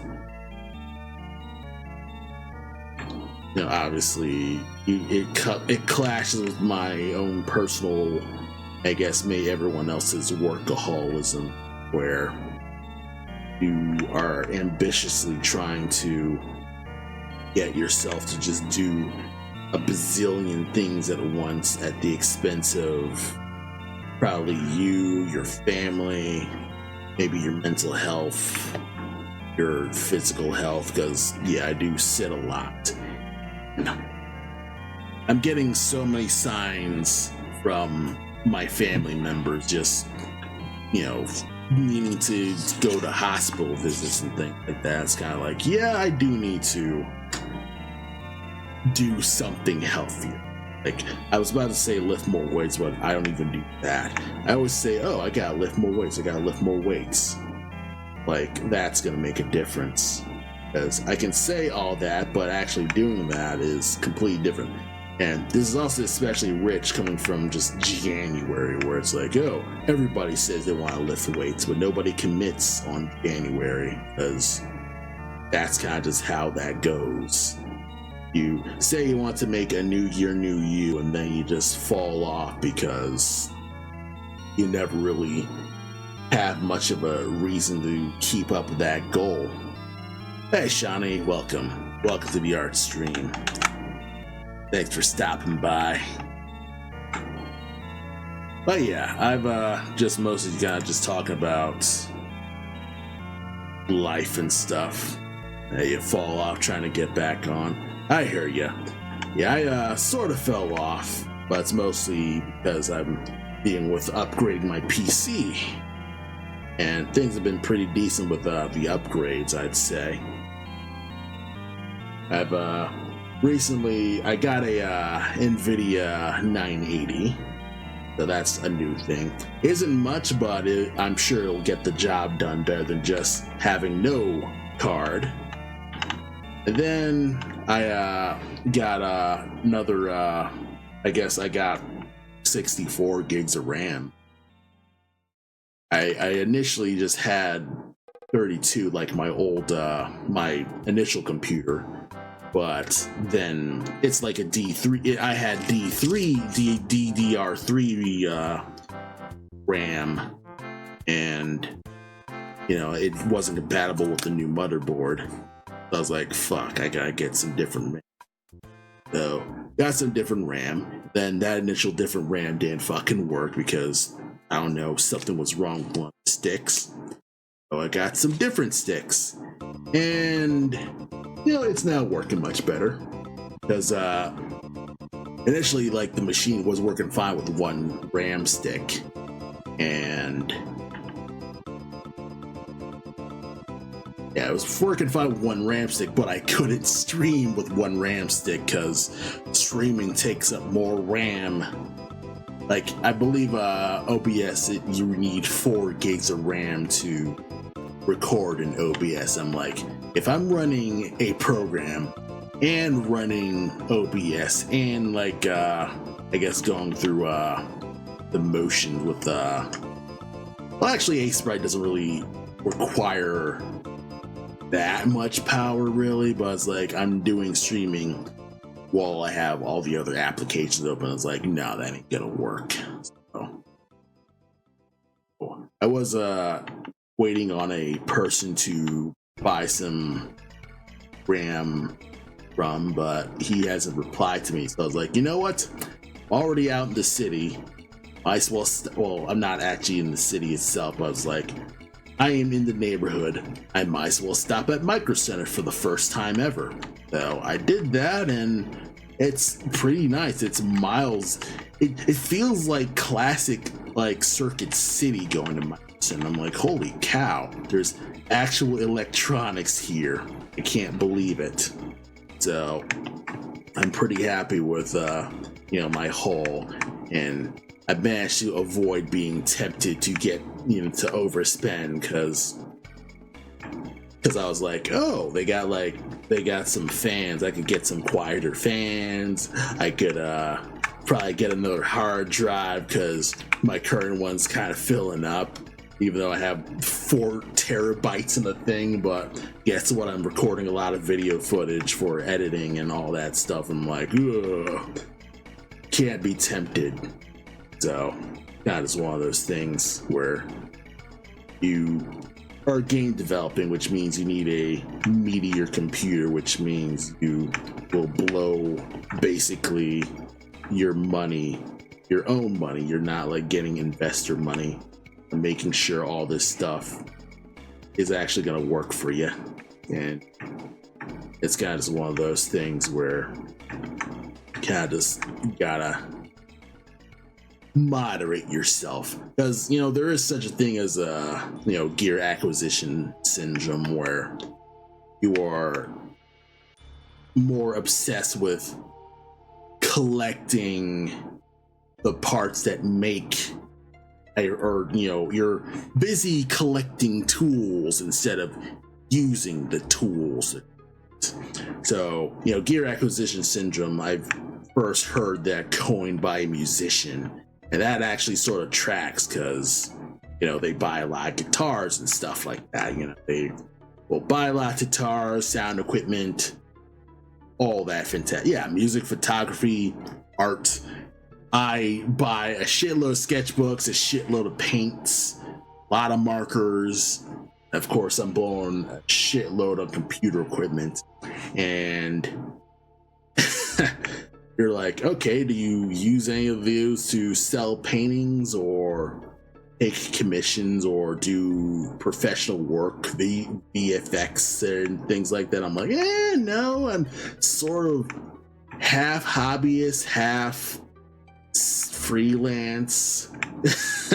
And so it's like, it's tough to justify those purchases, because especially since you're sort of in that spot where you're not notable enough to sell your work, I guess, but you're sort of still into it because, one, of course, it's creatively fulfilling, and two, it's a thing that you hope that you can make into a legit thing that you can just do as your job in your life, and to try to make some sort of living doing what you actually like instead of not. And it's always one of those like tough things about the initial being unknown aspect of creativity and stuff like that, where you don't want to feel disappointed. You're not willing to let go of higher expectations, or maybe you gotta like make do with what you've got right now instead of constantly getting whole new things, because that's what all the professionals do. Because it's like, a lot of people say it's not the tool that makes the it's not like the tool that makes a skill, or a bad carpenter blames his tools and stuff like that. I mean, I guess that's partially true in some sense. Was like, if you have a hammer that just breaks every time you swing it, like, you do need to at least get a new hammer. Or if you have a buzzsaw, what thing needs sharpening? But yeah, if you have an axe and it's just constantly dull, you would buy, an axe sharpener or a whetstone or whatever the heck that sharpens axes, because you're not really going to do your job well if you don't have the right stuff to allow you to do your job well. So that's kind of one of those things where you kind of need to disagree. Okay, I get rid of shoulder pads so I can see. Maybe I'm like overdoing this part, because this is supposed to be much thicker. I'm just, this is completely off from what I need to do. Shoot. Okay, let's rework you. But yeah, how have you been, Shawnee? How's things been with you? Do the holidays well and game dev and all that? My friend told me that sometimes getting the cheap stuff is sometimes an expert route because an expert knows how to work around its downside. Yeah, that's quite true. That's that's also another thing with experts and tools and things like that is if you know what you're doing, you won't need to like get expensive stuff to mitigate your mistakes and things like that. Of course, obviously you don't use if you're trying to get things like a specific ink line, it's going to be much easier to use an ink brush than to actually like try doing things with a nib, stuff like that. Because I mean, you can do it. It's much harder, but you can do it. You can't have a brush like quality when you use a nib. It's just much easier to use the brush overall. That should be better, especially with a sprite. Like, I could blow a lot of my time just fiddling with Clip Studio Paint itself and just getting all my pixel art done in Clip and not even need to buy a whole specialized pixel art program. But I feel like the fact that I'm sticking with a pixel art program, which is an easier, the UI is more specialized towards pixel art. Plus, there's specific tools for a sprite that's specific to a sprite, or specific to pixel art specifically. The palette choosing, the ability to import specific palettes, because otherwise you would only have that, and then you wouldn't be doing things with pixel art with using the color limits to its fullest potential like you would see in actual retro game. Because a big aspect of pixel art is color management, palette management, things like that. And if you have the back then they didn't have the freedom to just roll through this eyedropper square to get their colors, because computing just didn't have this many colors to choose from. So, a lot of older computers had much more limited color capacity. So, pixel artists back then had to work with those color limits. And this, this A-Sprite and I guess the art of pixel art is learning the art of managing that limitation, and then it just becomes an art form with that, and yada yada. Oh yeah, Japanese visual novels on PC 98. They boiled 16 color illustration. Yeah, 16 color illustrations are some crap. Oh yeah, like the one thing that I'm constantly impressed with is how well they use dithering. Like, I am always mind blown whenever I see PC 98 screenshots where, you're kind of like seeing that and you realize, okay, that looks like a near illustration. Like, the pixels in a PC 98 look high res enough that's like, I feel like you just took scans, which is also another possibility. They took actual scanned art to draw their stuff, so it's not like that's out of the question.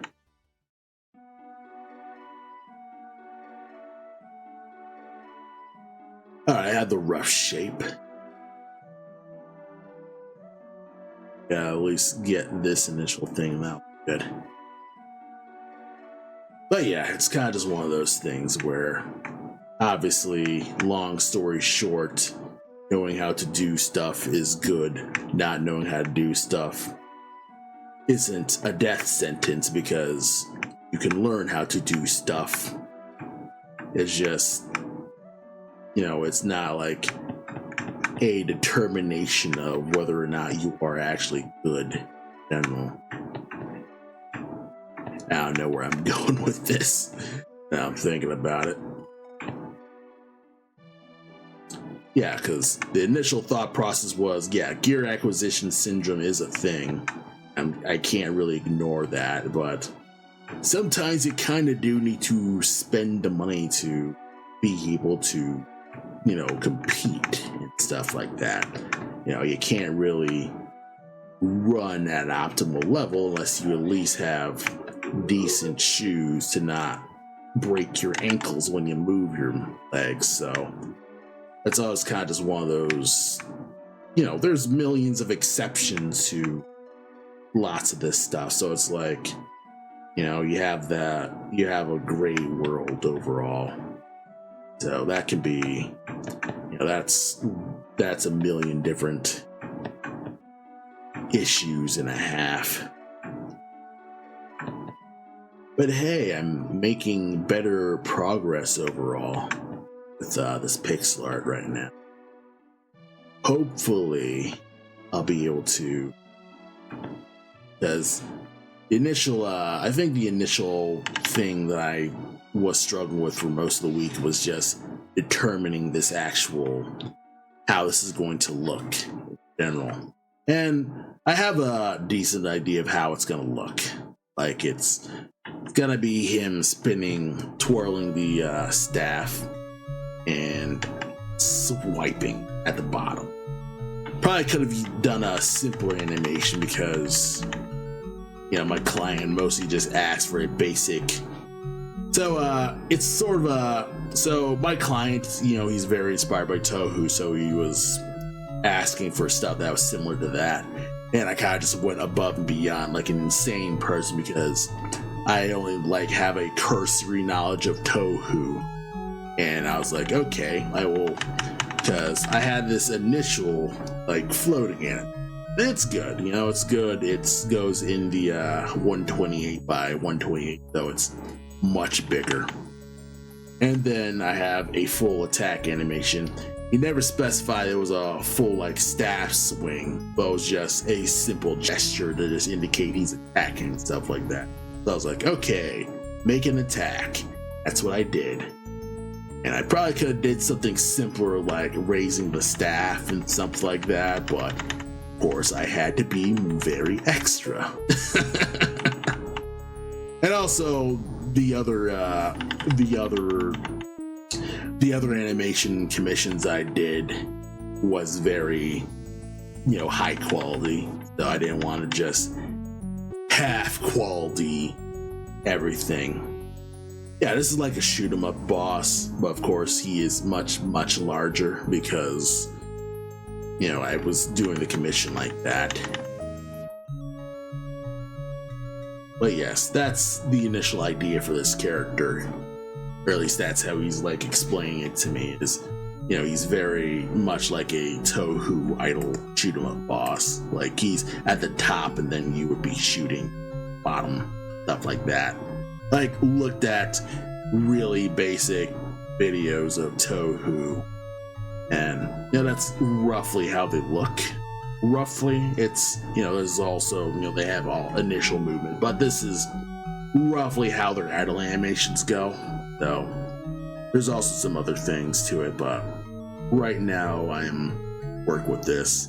Plus, there's also an effect I want to do, or he wants as well, like a glowing effect with his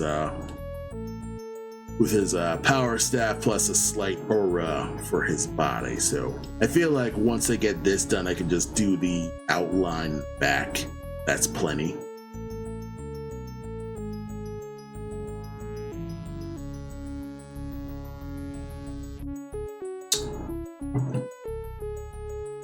And then the attack animation, bada boom, works like.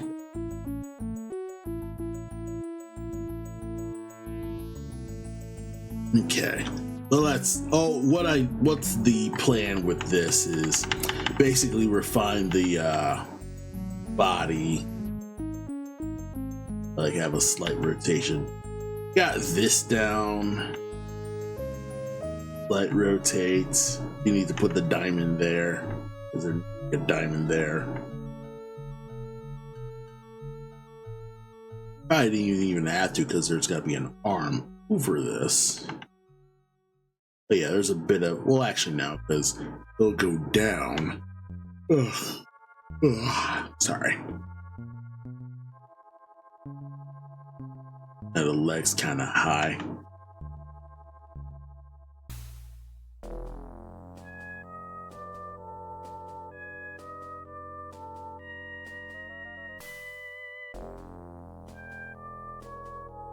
I feel like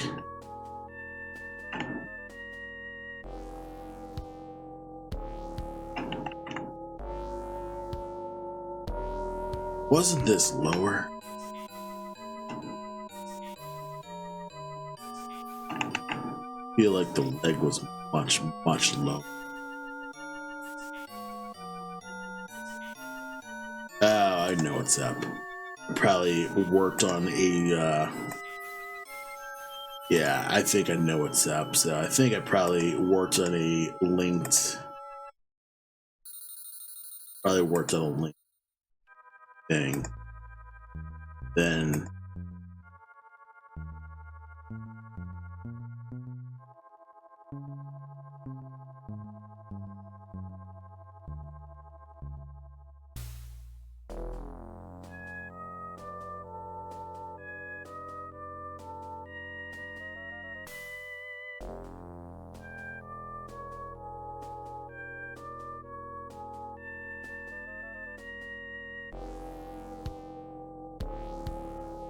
alright. So perhaps if I unlink this.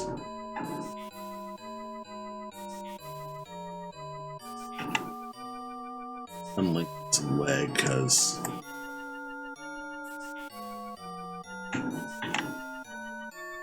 let's see.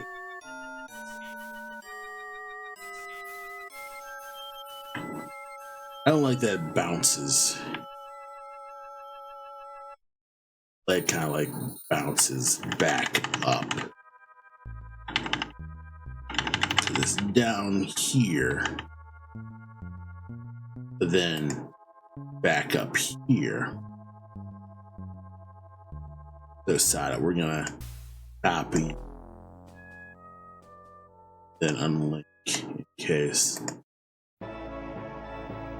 Do some stuff there. It's a little stiff, but it's a little stiff and he's not like settling. I'll probably have him start where he's more settled. Yeah. Yes, thank you very much. I am going hard, bro. So yeah, thanks for stopping by, and yeah, I'll see you next time.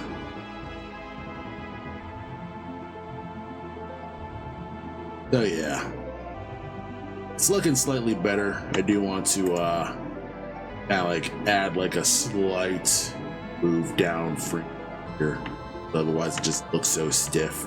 But I'm gonna do that after I knock this in. Let's see what time's it. Oh shit, 9:12. I only wanted to work on this for an hour, but already here. You know what? We'll keep on going. 9:12. Keep on going with the art, and then play a video game. That'll be plenty.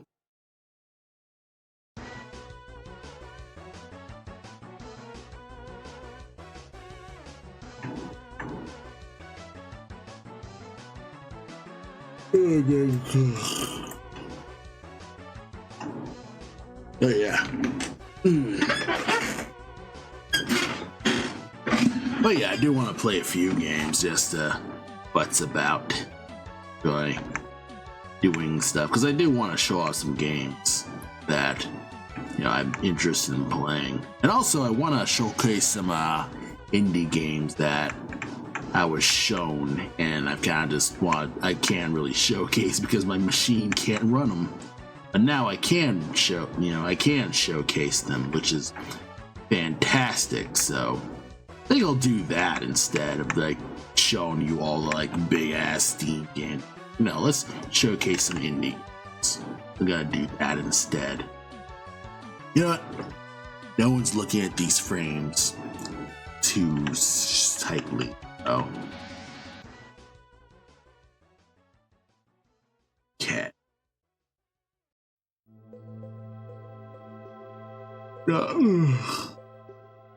feeling a little tired, but gonna keep at this.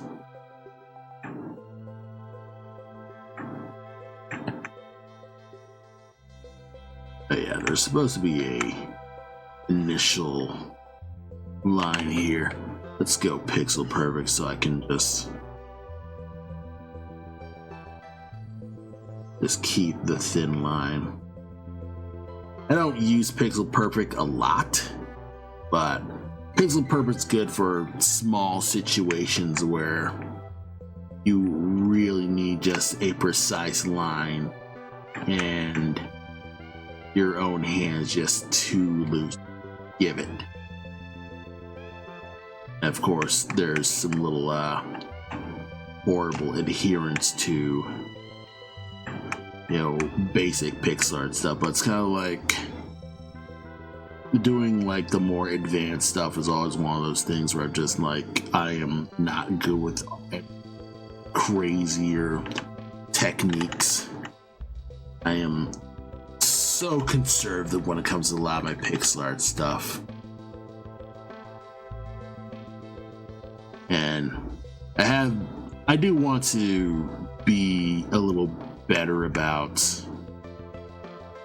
not being so stiff when it comes to doing my initial pixel art stuff, or even just doing art in general, trying to loosen my brain up with being a perfect boy who, you know, wants to be the absolute most perfect little loser who does all the stuff amazingly and never makes a mistake and is a mentally boring person because his art just so damn perfect. Like, this is a derogatory thing, like being absurdly perfect, because then you have to not accept your flaws as a person. And you know, when you don't do perfectionism type stuff, you have to accept your you end up fearing your own fearing that you're becoming mediocre sometimes, when probably the opposite happening. You're basically establishing your mediocrity by just doing what the standard is for everyone else instead of just doing your own thing. Is I don't know what my own thing is. Like, I literally don't know what my own thing is. I'm still, I'm 30. I haven't even explored all the subject matters that could possibly be explored. I don't know myself enough to be like, yes, I can, I'm into doing this type of art. I don't really do that. I don't really draw straight from emotion. In fact, I try to do the opposite because I feel negative emotion. I don't want to let that poison my art too much, because my ideal of negativity is fuck the universe, everything sucks, I hope it all burns type of thing. Like, legit misanthropic spite. And that's what happens when I feel sad and stuff, is feel destroying shit. And maybe I should like join a boxing gym or something at violence, but whatever. It's kind of like, whenever I have bad feelings, I just think absolute worst, instead of like, more than just feeling sad. It's more just feeling everything and having nothing to direct that fury towards, because it's a vague fury direction. Obviously, it's asshole mentality that I have, you know, to have. But it is one of those things that I struggle to deal with. Like, I go to therapy, stuff like this, of course. You know, go to a therapist, you talk with them about, you know, your actual feeling. Some talk about your day. Kind of just try to go about and figure out what you actually do. I'd say one giant thing that, you know, this is common self-help advice, is to try to ground yourself in actual, I guess, reality. Like, when you catastrophize, you end up, like, imagining stuff that's not actually gonna happen. Well, I wouldn't say not actually gonna happen, but you don't 100% know it's not gonna happen. So, that's kind of just one of those things where I'm just, but yeah, back to, like, going back, like, reground yourself back to stuff, like, because you'll end up catastrophizing about things that you aren't 100% sure will actually happen, but you think it's gonna happen because you're making that happen in your head. You know, you're always feeling that sense in your head of, like, you know, obviously you don't want to feel like everything just sucks in general, because that's kind of just how that goes. Yeah.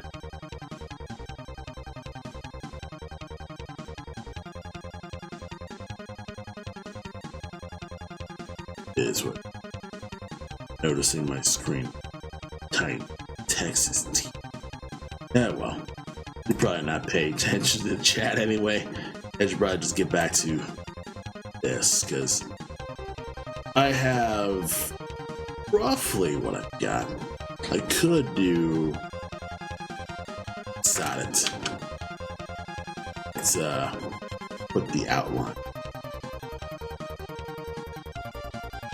That can work. Alright.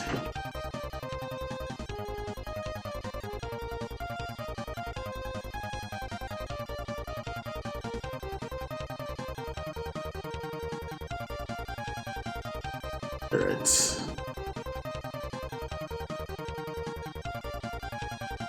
Yeah. It's also one of those things where I don't know exactly if people are gonna notice the Jaggies as the characters on the move.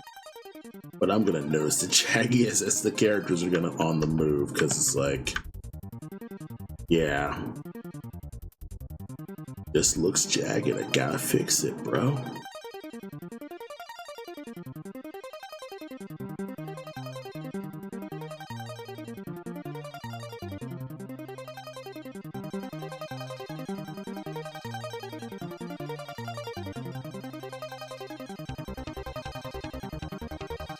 Gotta fix it, bro. That's all I got. But yeah, I'm kind of just in Ultra Instinct mode right now. That shrinks. Kind of like add a bit of a point, because this is actually supposed to point, then pointing to the belts. Have more.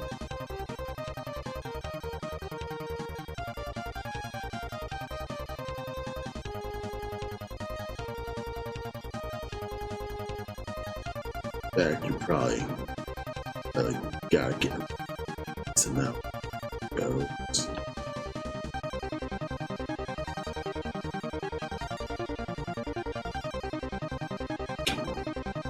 Rock.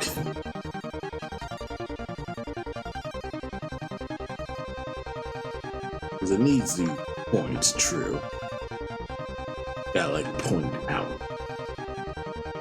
How it's supposed to look is it's supposed to like point this. It just needs to be like that.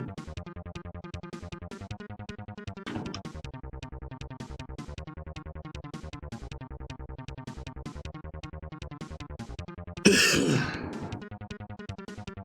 also figured out what I'm going to be doing with this, so.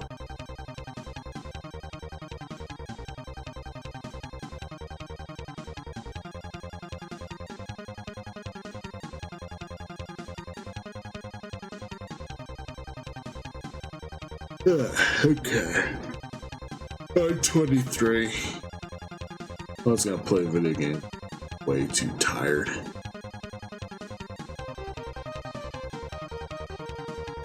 Like, if I did this in the morning, it'd be much easier. I probably should just do that instead.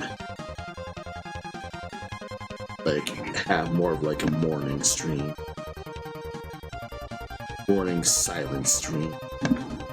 Because I can actually do a morning silent stream much more than like actual talkers. I should do that. Just a Monday morning stream where I'm just doing regular work. I turn on the camera, I say or nod or whatever. I just go for a micless Monday and just general work instead of,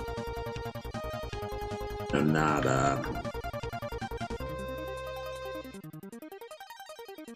But then again, there are a few times where I will miss a Monday where I've got actual important stuff to do, like a doctor's appointment, dentist thing, stupid stuff like that. Life is in the way, yada yada. It's tough. I always feel unreasonably insecure when I do streams because I guess a common advice about doing streams is, hey, if you do it consistently, you'll get the audience. But it's like, you know, most people can't. It's kind of the nature of life is most people will have to make compromise if in order to do stuff that they actually like doing. And it's kind of like the crappier aspects of the career stuff that nobody actually mentions when you're trying to find your way through life is that finding your way through life is also a series of compromises that you have to do in order to get through them. And most of those compromises suck. That's like, you know, the great price aspect of heroes' journeys and all that stuff, those narratives and all. It's like, yeah, you're getting your thing you want, having paid the price, yada yada, stuff like that. And most people are kind of just shit all the time because, yeah, that's all you can really do. That is. Sure.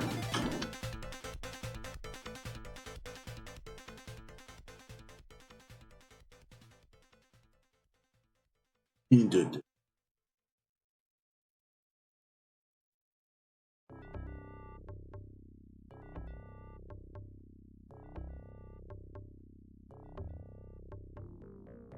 Probably. Okay.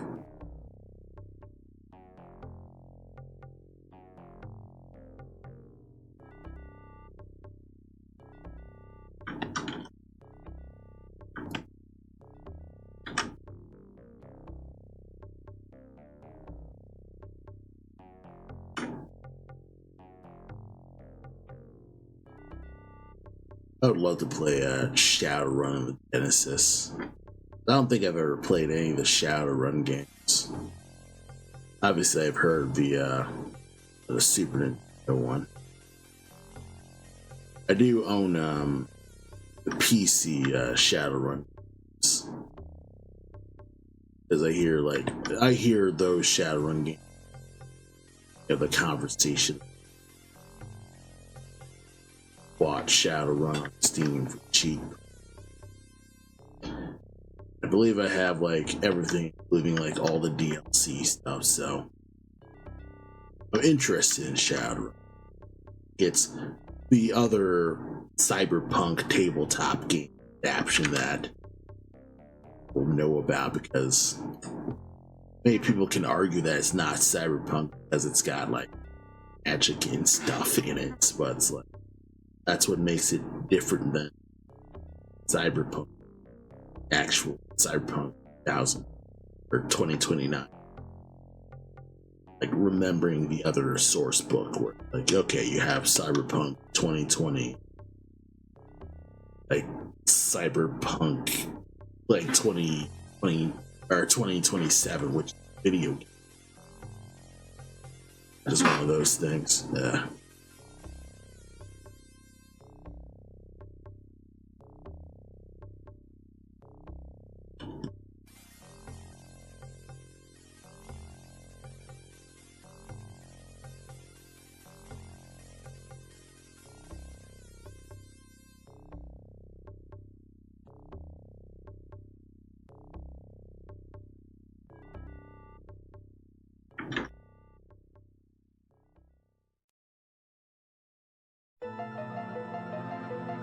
Okay.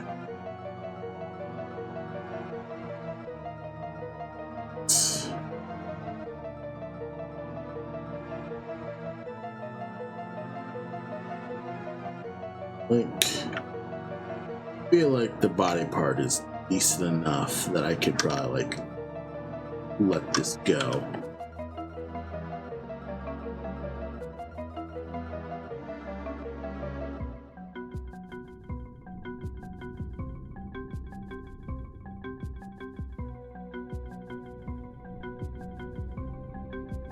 Okay. No one's gonna notice that, but it's one of those things where I count.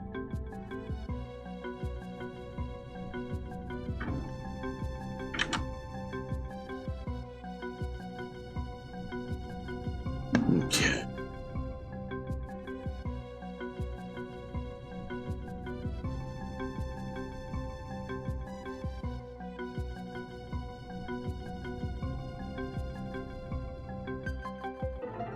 Clean up weird aspects.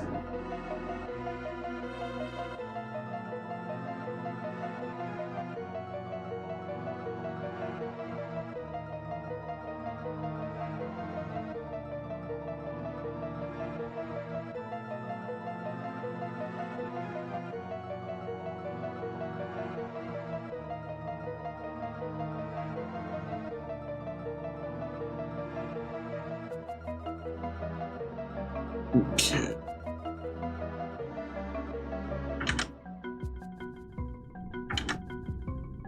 I'm gonna notice this, but I keep thinking this a lot, where I feel like I'm doing a bunch of stuff where I keep thinking, oh, this is gonna matter, but it's like, am I actually gonna make a difference with this? No one's actually gonna notice this of me. That's one of those things.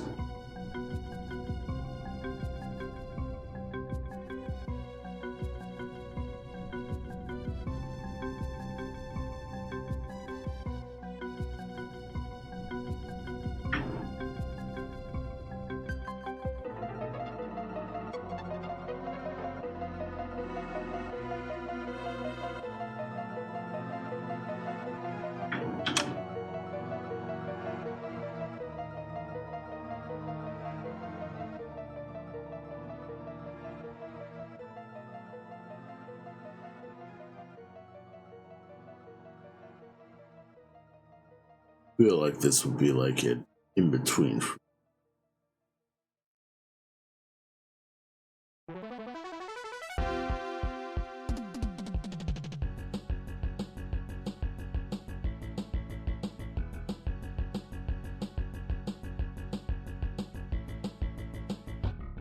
Like this would probably be like stretched up, so like, let me see. Probably like put the head here.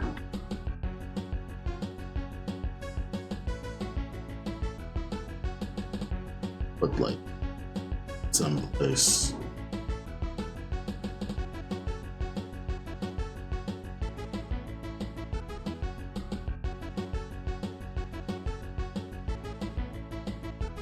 Someplace act.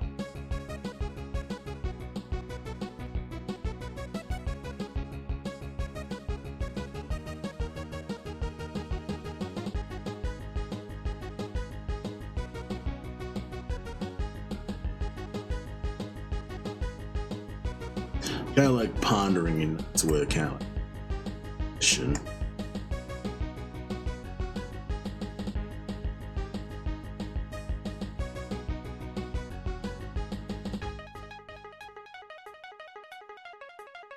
then I'd like cut this bottom longer, so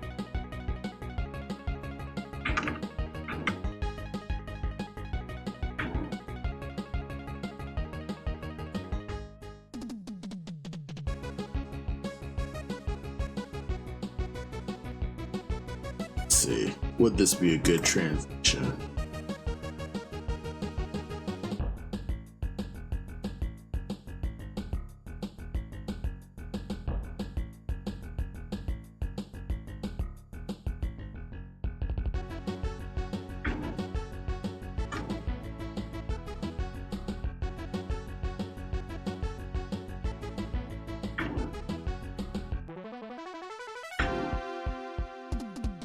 Okay.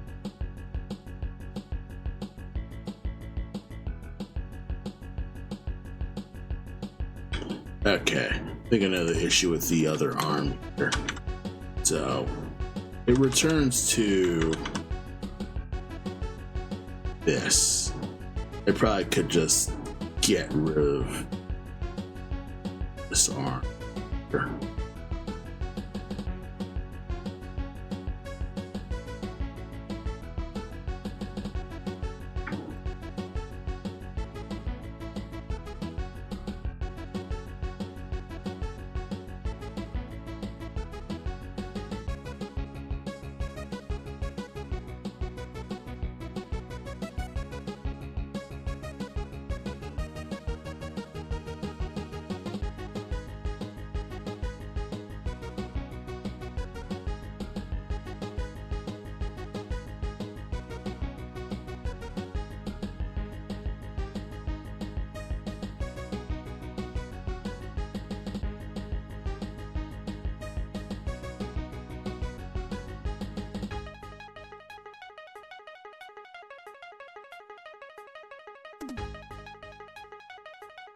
I feel like it needs an transition.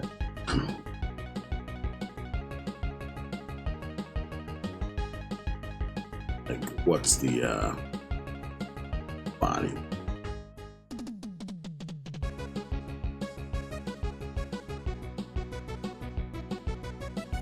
It freaking shrinks.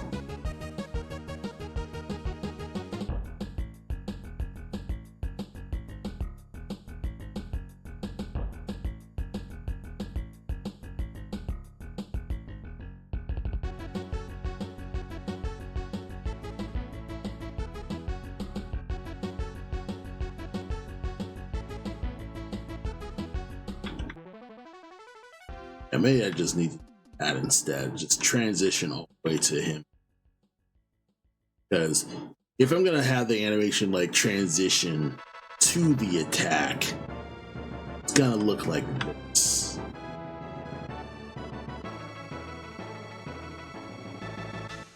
That's probably what I'll be doing, is just having it way up here.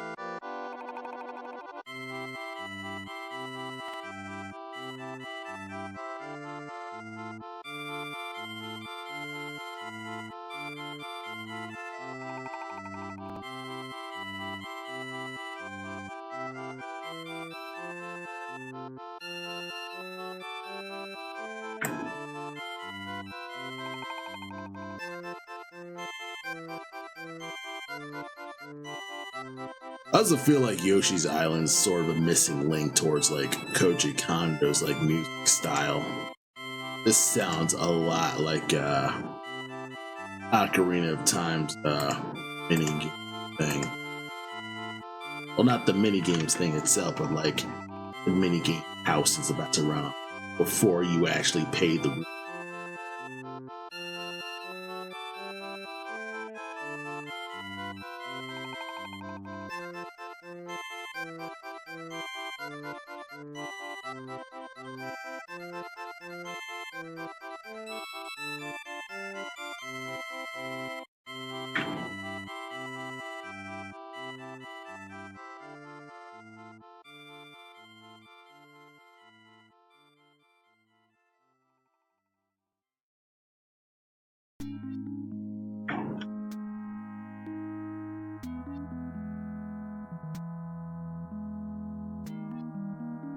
Okay, it's actually a smoother transition.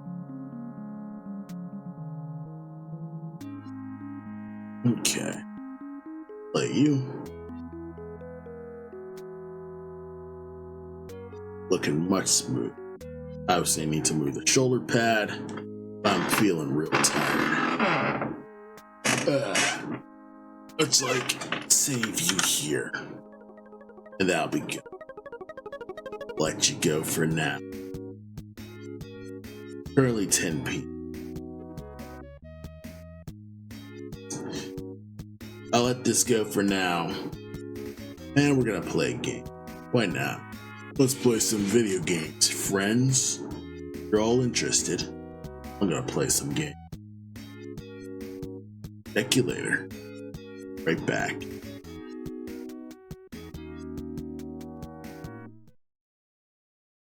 Hello there. Welcome. We're back. We are playing video games, actually. Guess what? We are playing Sonic Utopia. Finally. It probably moved my screen a little bit. It probably doesn't matter. Around the selfie.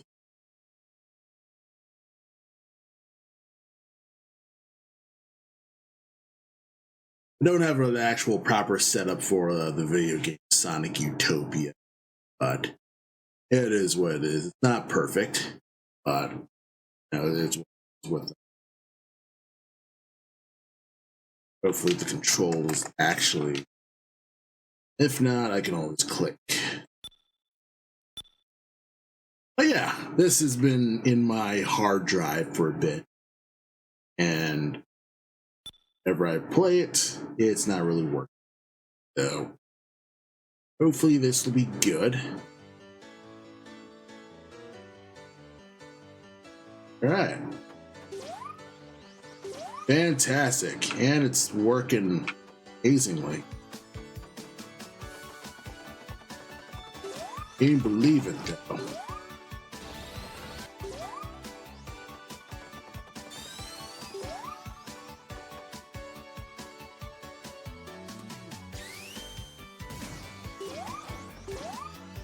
Right, fantastic. Now, shall we get going? So, this is a Sonic fan game where you're basically playing as Sonic. So far it feels very loose. And, you know, obviously it's not a 3D Sonic game. You don't have a homing attack. You're basically playing as classic Sonic. I do have a different Sonic game that's called Sonic Green Hill Paradise, which is a whole completely different game here. Camera is hella sensitive, but we'll tackle that here.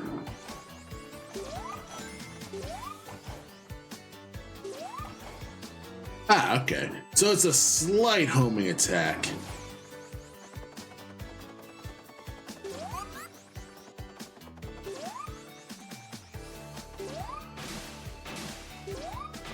Okay, good. I can actually jump out the water. So you can slightly homing attack these. Also, it has a unique thing with this camera, where it's directly following Sonic as you go. That's kind of cool. I get this box here. Whatever. All right. So it does have a homing attack. Like when you actually press A, you will dash forward into an enemy. You just don't have like the beam in other Sonic games. And also you can crouch and do, you know, an actual spin dash. What's with these spikes here specifically? Oh, there we go. Let's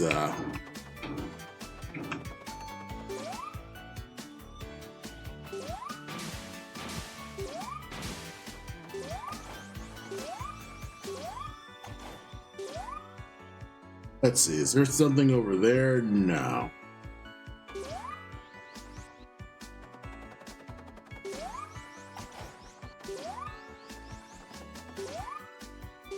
Yeah, I'm kind of like exploring a lot and kind of just futzing about instead of speedrunning this game. If you want to play this game yourself, look up Sonic Utopia. This is mostly just me, just enjoying the sights.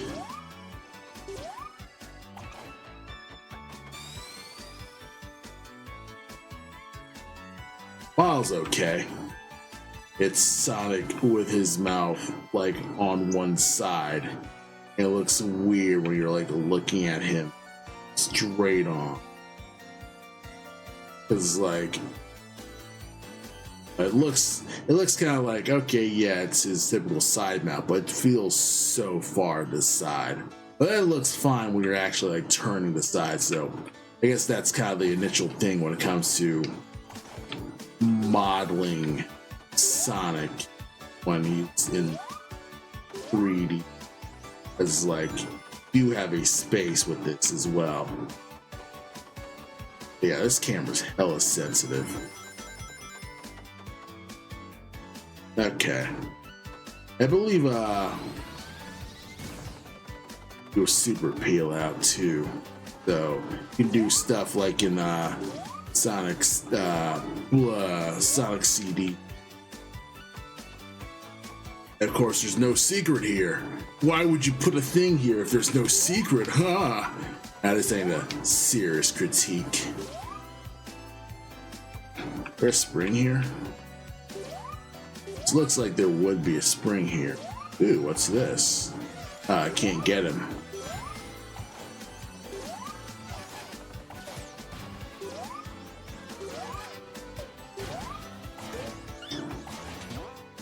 Ah, there we are. Oh. Platforming. Their jump here. Looks like it. There we are.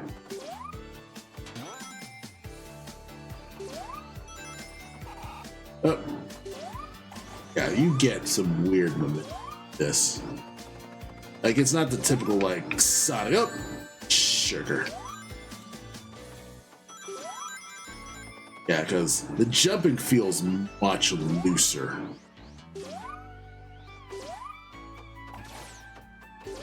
Like, obviously, it doesn't feel as tight as a polished 3D game, and I think this is a demo version. I think they actually made a second version, because this is a very old build, if I remember.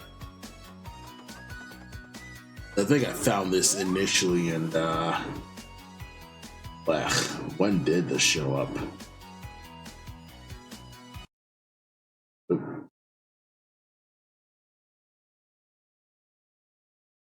Can't really like find out if they're like an actual. Ah, well. Back to. Let's see. Of course, there's no mouse control here. Sensitivity. Probably like nudge that down just a bit, and that should work. All right, that's actually much better. Yeah. It doesn't follow your camera too much. All right. And you have an open ass world, which is some cool stuff. Like, I am pretty happy with like stuff like this. Like Sonic Frontiers, the little I played of it, it was pretty cool. Like, I really like what they were doing with Sonic Frontiers. And this is kind of the stuff that I sort of dream of, like when playing a Sonic game, is, you know, that initial opening cinematic of Sonic CD, where, whoa, that is not as good as I'd like, but oh, you lose my whole stick. Go back.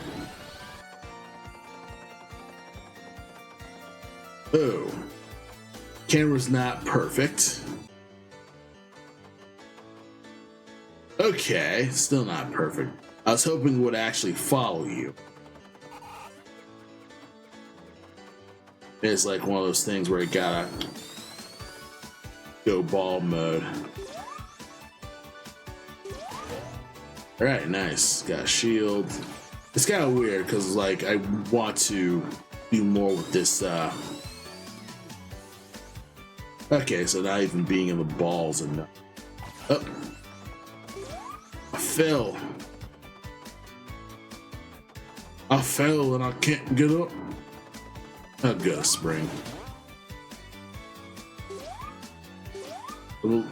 I'm just constantly sticking around this wacky loop because I want to see how far this loop goes.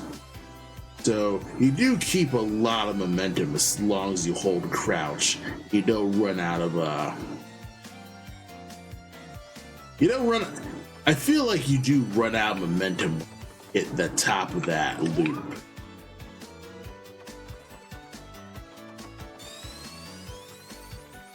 Yeah.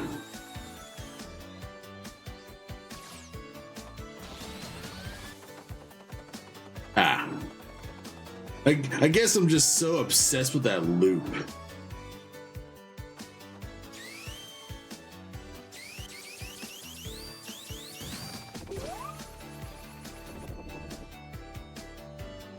Come on.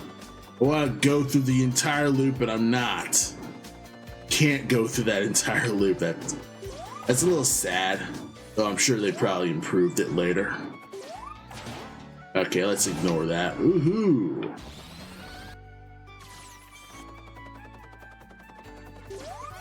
Homing attack. Homing attack. Homing attack. Yeah, boy.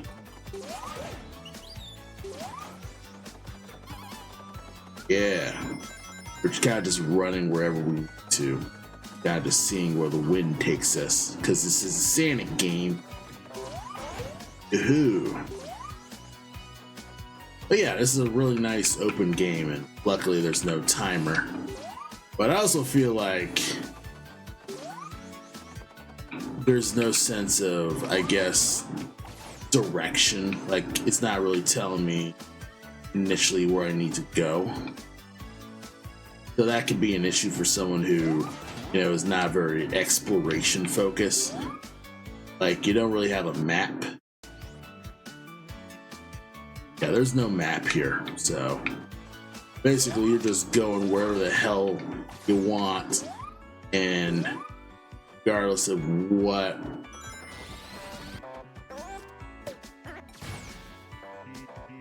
yeah, if you hold the stick, you will continue that momentum there, or what? Nice. Yeah. Like, I really need to just stop touching the control stick. Or the camera stick, because it will completely mess me up. But yet, when I'm making turns,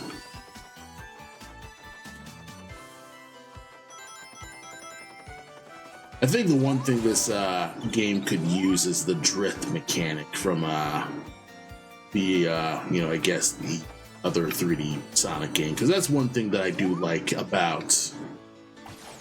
That's one thing that I did like about I guess the boost games, as everyone calls them, is there's a drift mechanic, the boost Sonic games,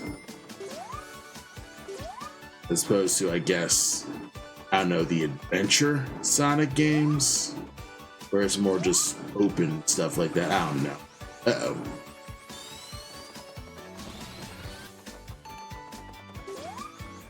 I am kind of borked if I don't find a bubble.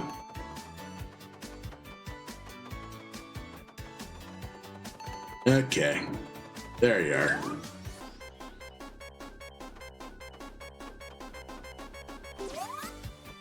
Okay. Well, the underwater stuff's a little plain. Like, you're going really far without other interesting terrain. There isn't even the piranha enemies in this area. Oh, come on. Balls.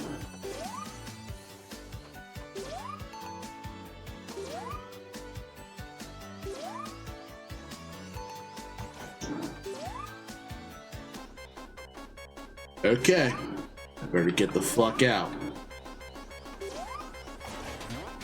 Okay. We're out. Ooh, okay. But there was a spring up there. Okay, let's see if we can at least make some legit progression and stuff like that.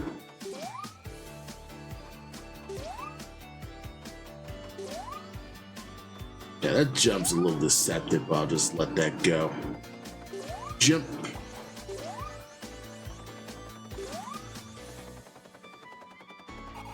Okay, there's nothing there.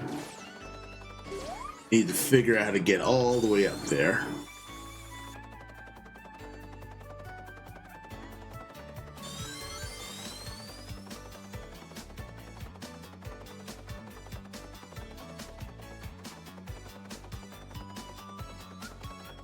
I feel like you should put rolling on the trigger.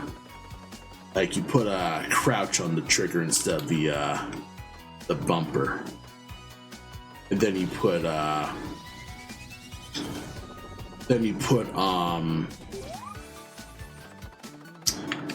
forget. You put the revving on the other trigger.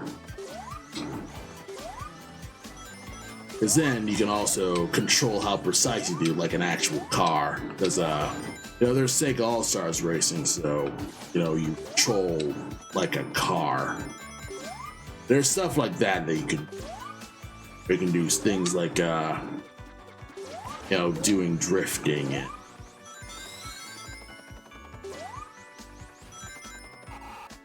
okay. I had to figure out how to get up often.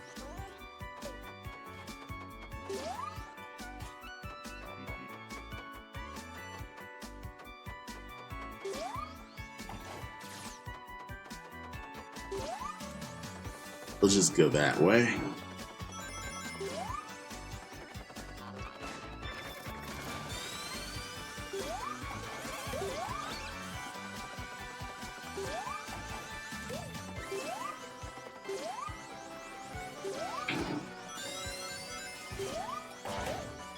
Nice. Oh. That's a turn there.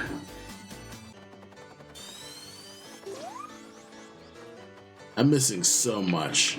I think that's probably part of this design. It's the further you go down, the more you're like boring the levels looking. I do need to. But you're also making extremely sharp turns out. Oh, I didn't lose rings there.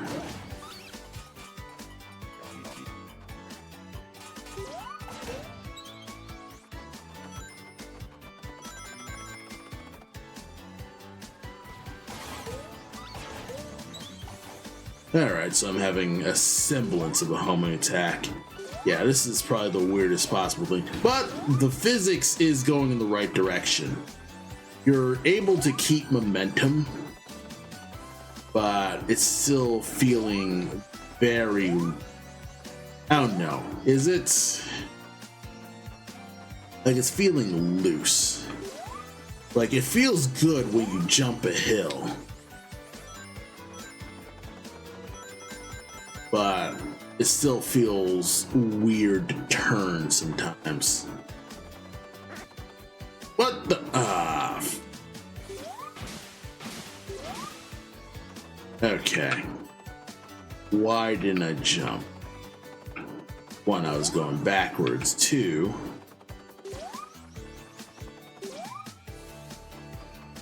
it wasn't really a thing indicating that it was an actual top like I don't think there was anything indicating that it was a the cliff was there. If the texture ran out of grass or something that could work. Alright, let me see if I can find another spring or something.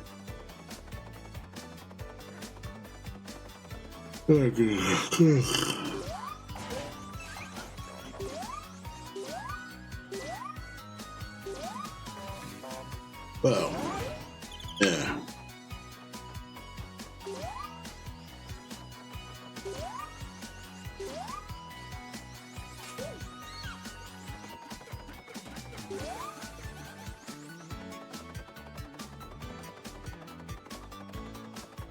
I will say you are going at good speed though.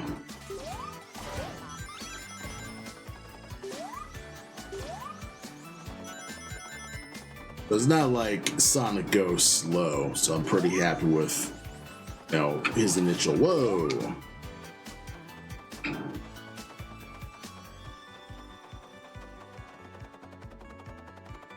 Whoa, no, that's not where the loop goes.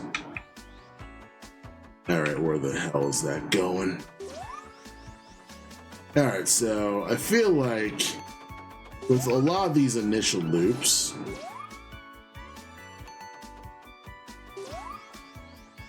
I need to find a way back up. Okay, there it is.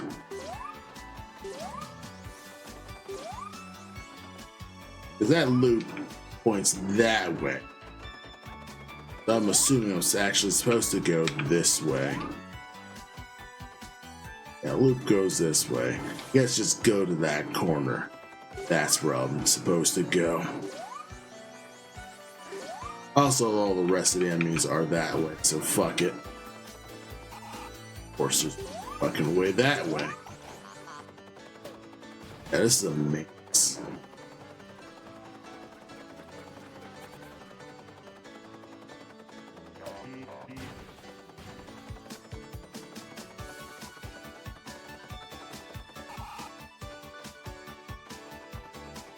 But still, I mean, this looks aesthetic.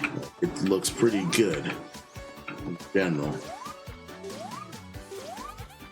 Come on. Yeah.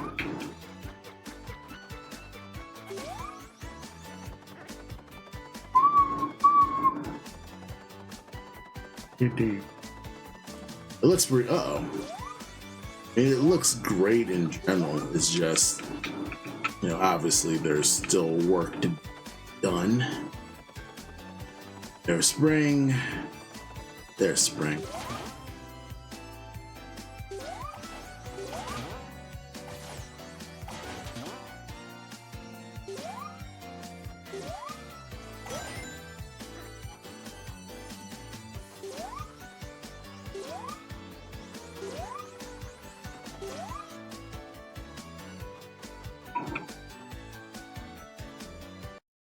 Okay. Let's fucking turn down. Oh, I can't.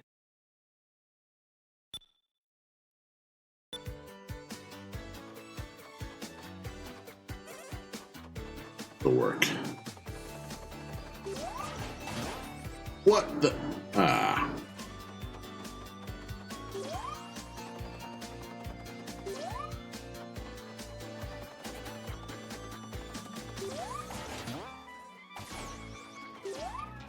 Yeah, this'll work.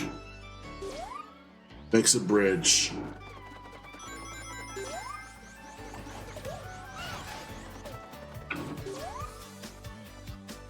Okay, we're going up. We're just gonna take the path. Going someplace. There's a TV here. That's pretty out the way, but we're gonna keep on going. Yeah. Okay. Up.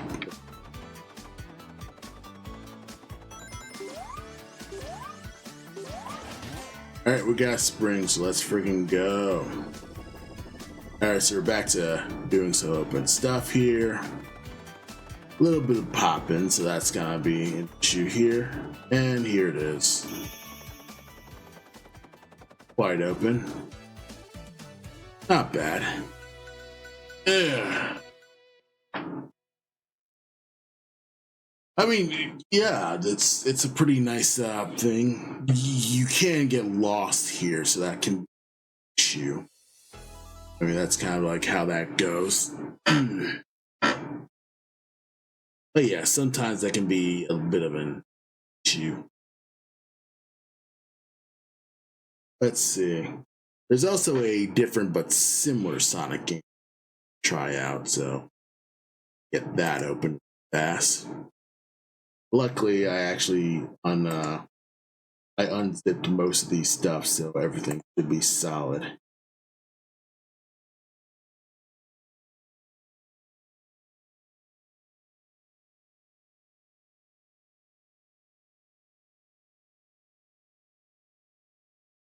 I mean, it's fuck.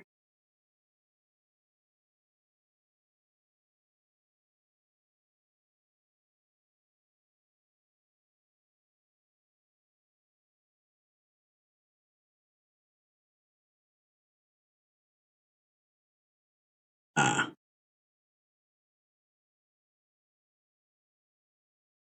okay.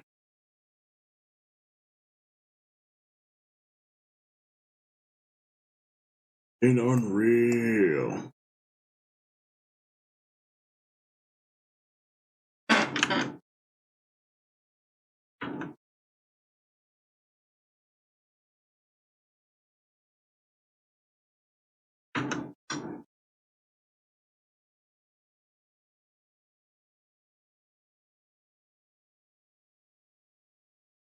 All right.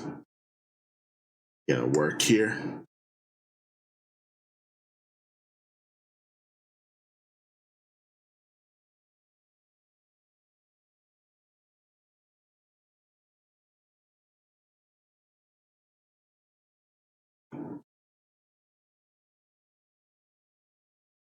Ah, can't like improve this. All right, that's fine.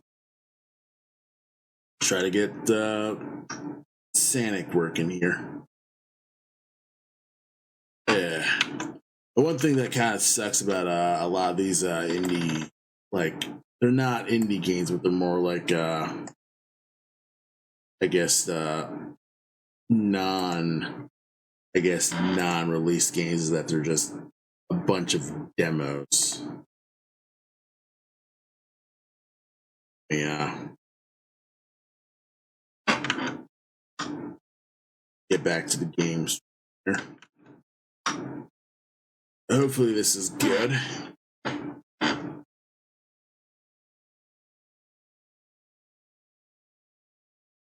Okay. Alright. Do it. So yeah, this game is Green Hill Paradise. And this is another, I guess, Sonic fan game. And I've never played this, but I've always wanted to. It's been on my hard drive, and I want to try this out. So,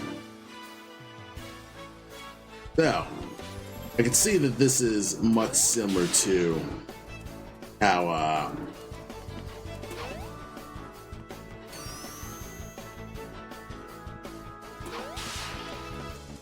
use the right joystick to control the camera. Okay, that's cool. Yeah, cool. Press the A button to jump. While jumping, press the button again to perform a homing attack. Nice. Homing attack's okay. It's feels stubby.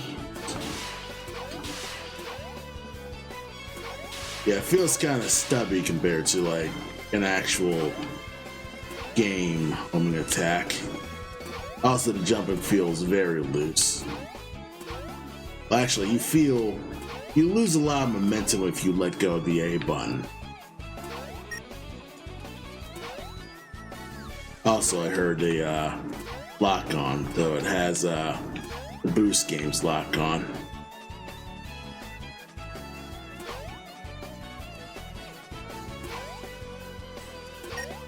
Press the B button to perform a spin attack. Press the button again to uncurl and continue running. Knowing when to roll and when to run is compulsory to maintaining your speed.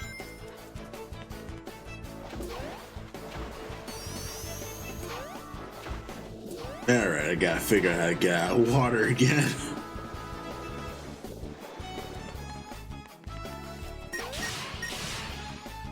Yeah, baby, yeah.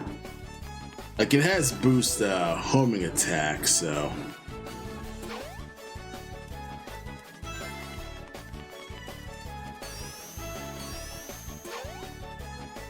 That's kind of cool.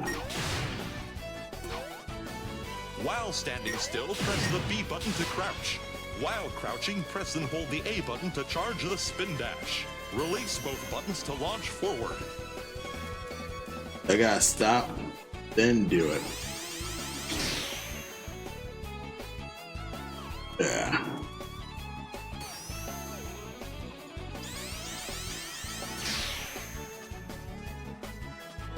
Okay. Yeah, crouch should be on a shoulder button because this would feel tough to do in a non. Because you're holding both. Still, press the B button to crouch. While crouching, press and hold the A button to charge the spin dash. Because crouch Release and both buttons to jump launch forward. doesn't feel good.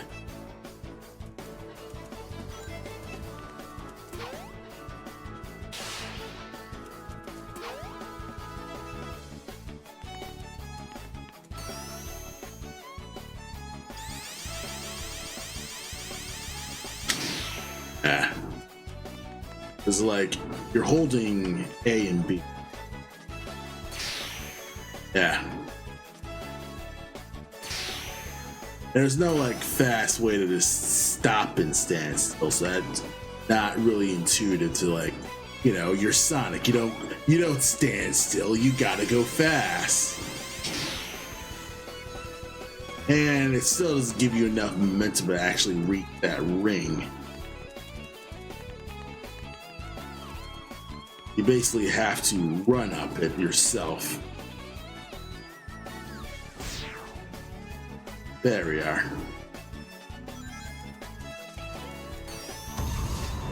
There we are.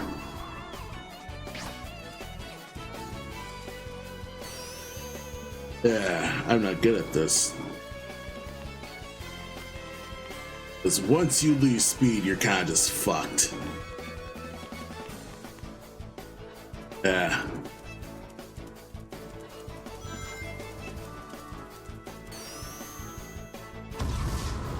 There we are. Oh, and I'm just launched. Oh, I probably would have jumped right over that. Ah, I could have been there.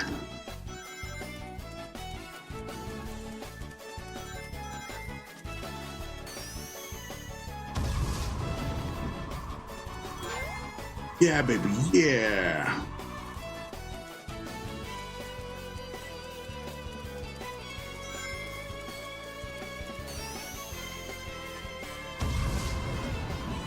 Yeah, I keep missing it. Oh, this cockless, whatever. Okay, there is something there. Well, there's two loops. Of course, if you don't have enough momentum, you're just borked.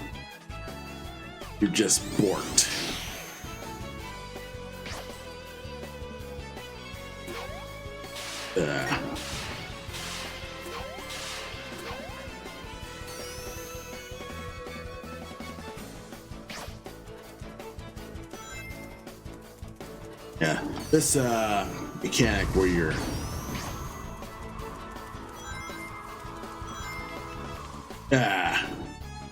yeah, if you're going really fast, it gets really tough to be precise.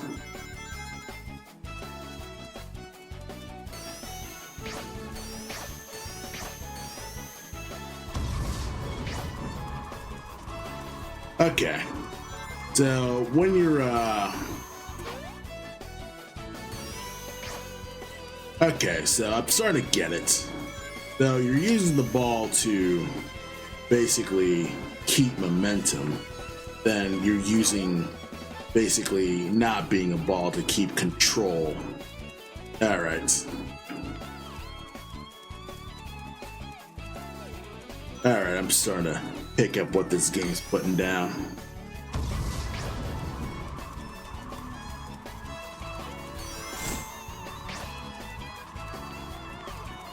This is a pretty cool feature. Nice.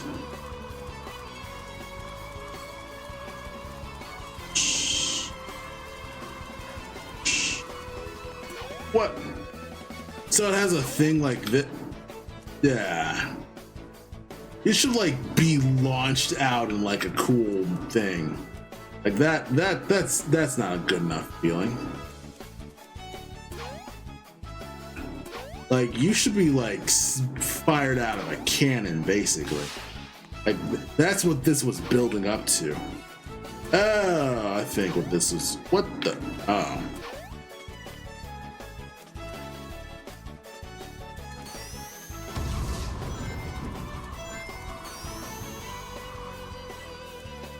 Oh, was there a turn?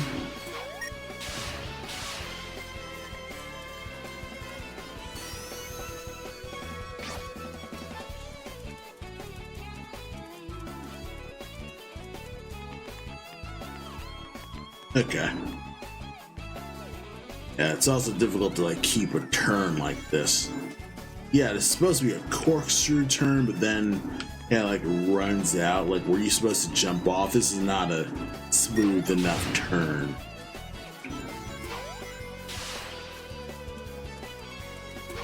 It's like you're designing tighter platform sections while having like large things of speed, I suppose.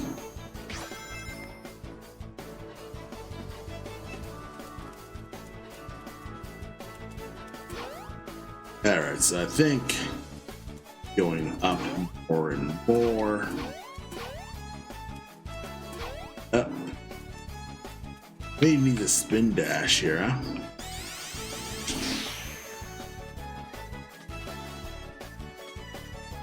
Yeah.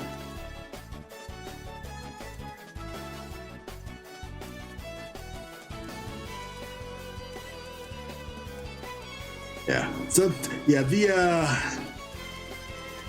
there are moments where it's like the design's not really compatible with the speed.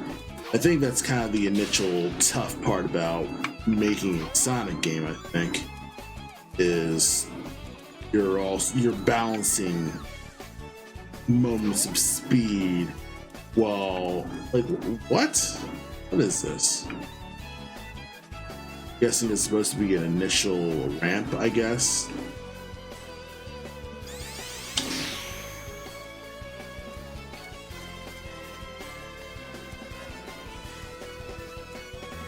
All right, so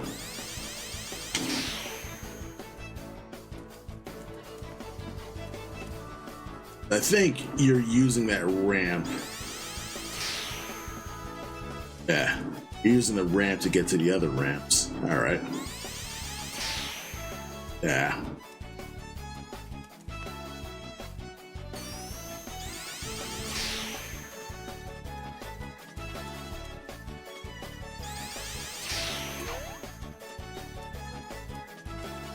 Yeah, it's already been 10 minutes. I should probably like.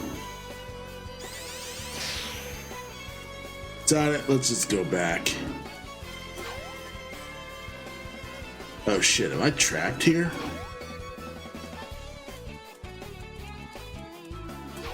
That's not good. I'm legit trapped here.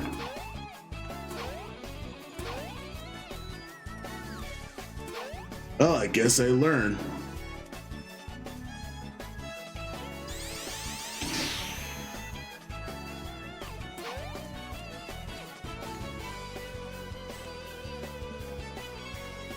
Yeah. Oh.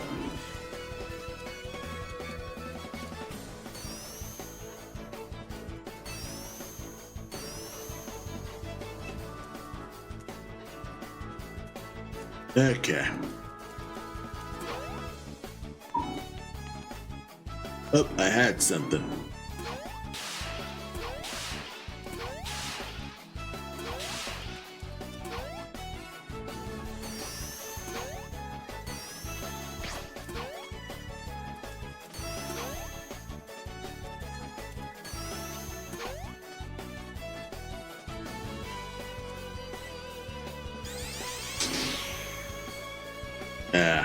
Spin dash just simply doesn't feel chonky enough to feel like you're spin dashing.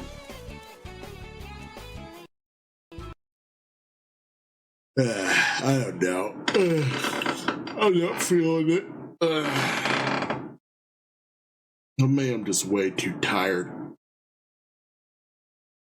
Yeah, I think I'll just wrap the stream. Yeah, this is not working for me, fortunately. Anyway,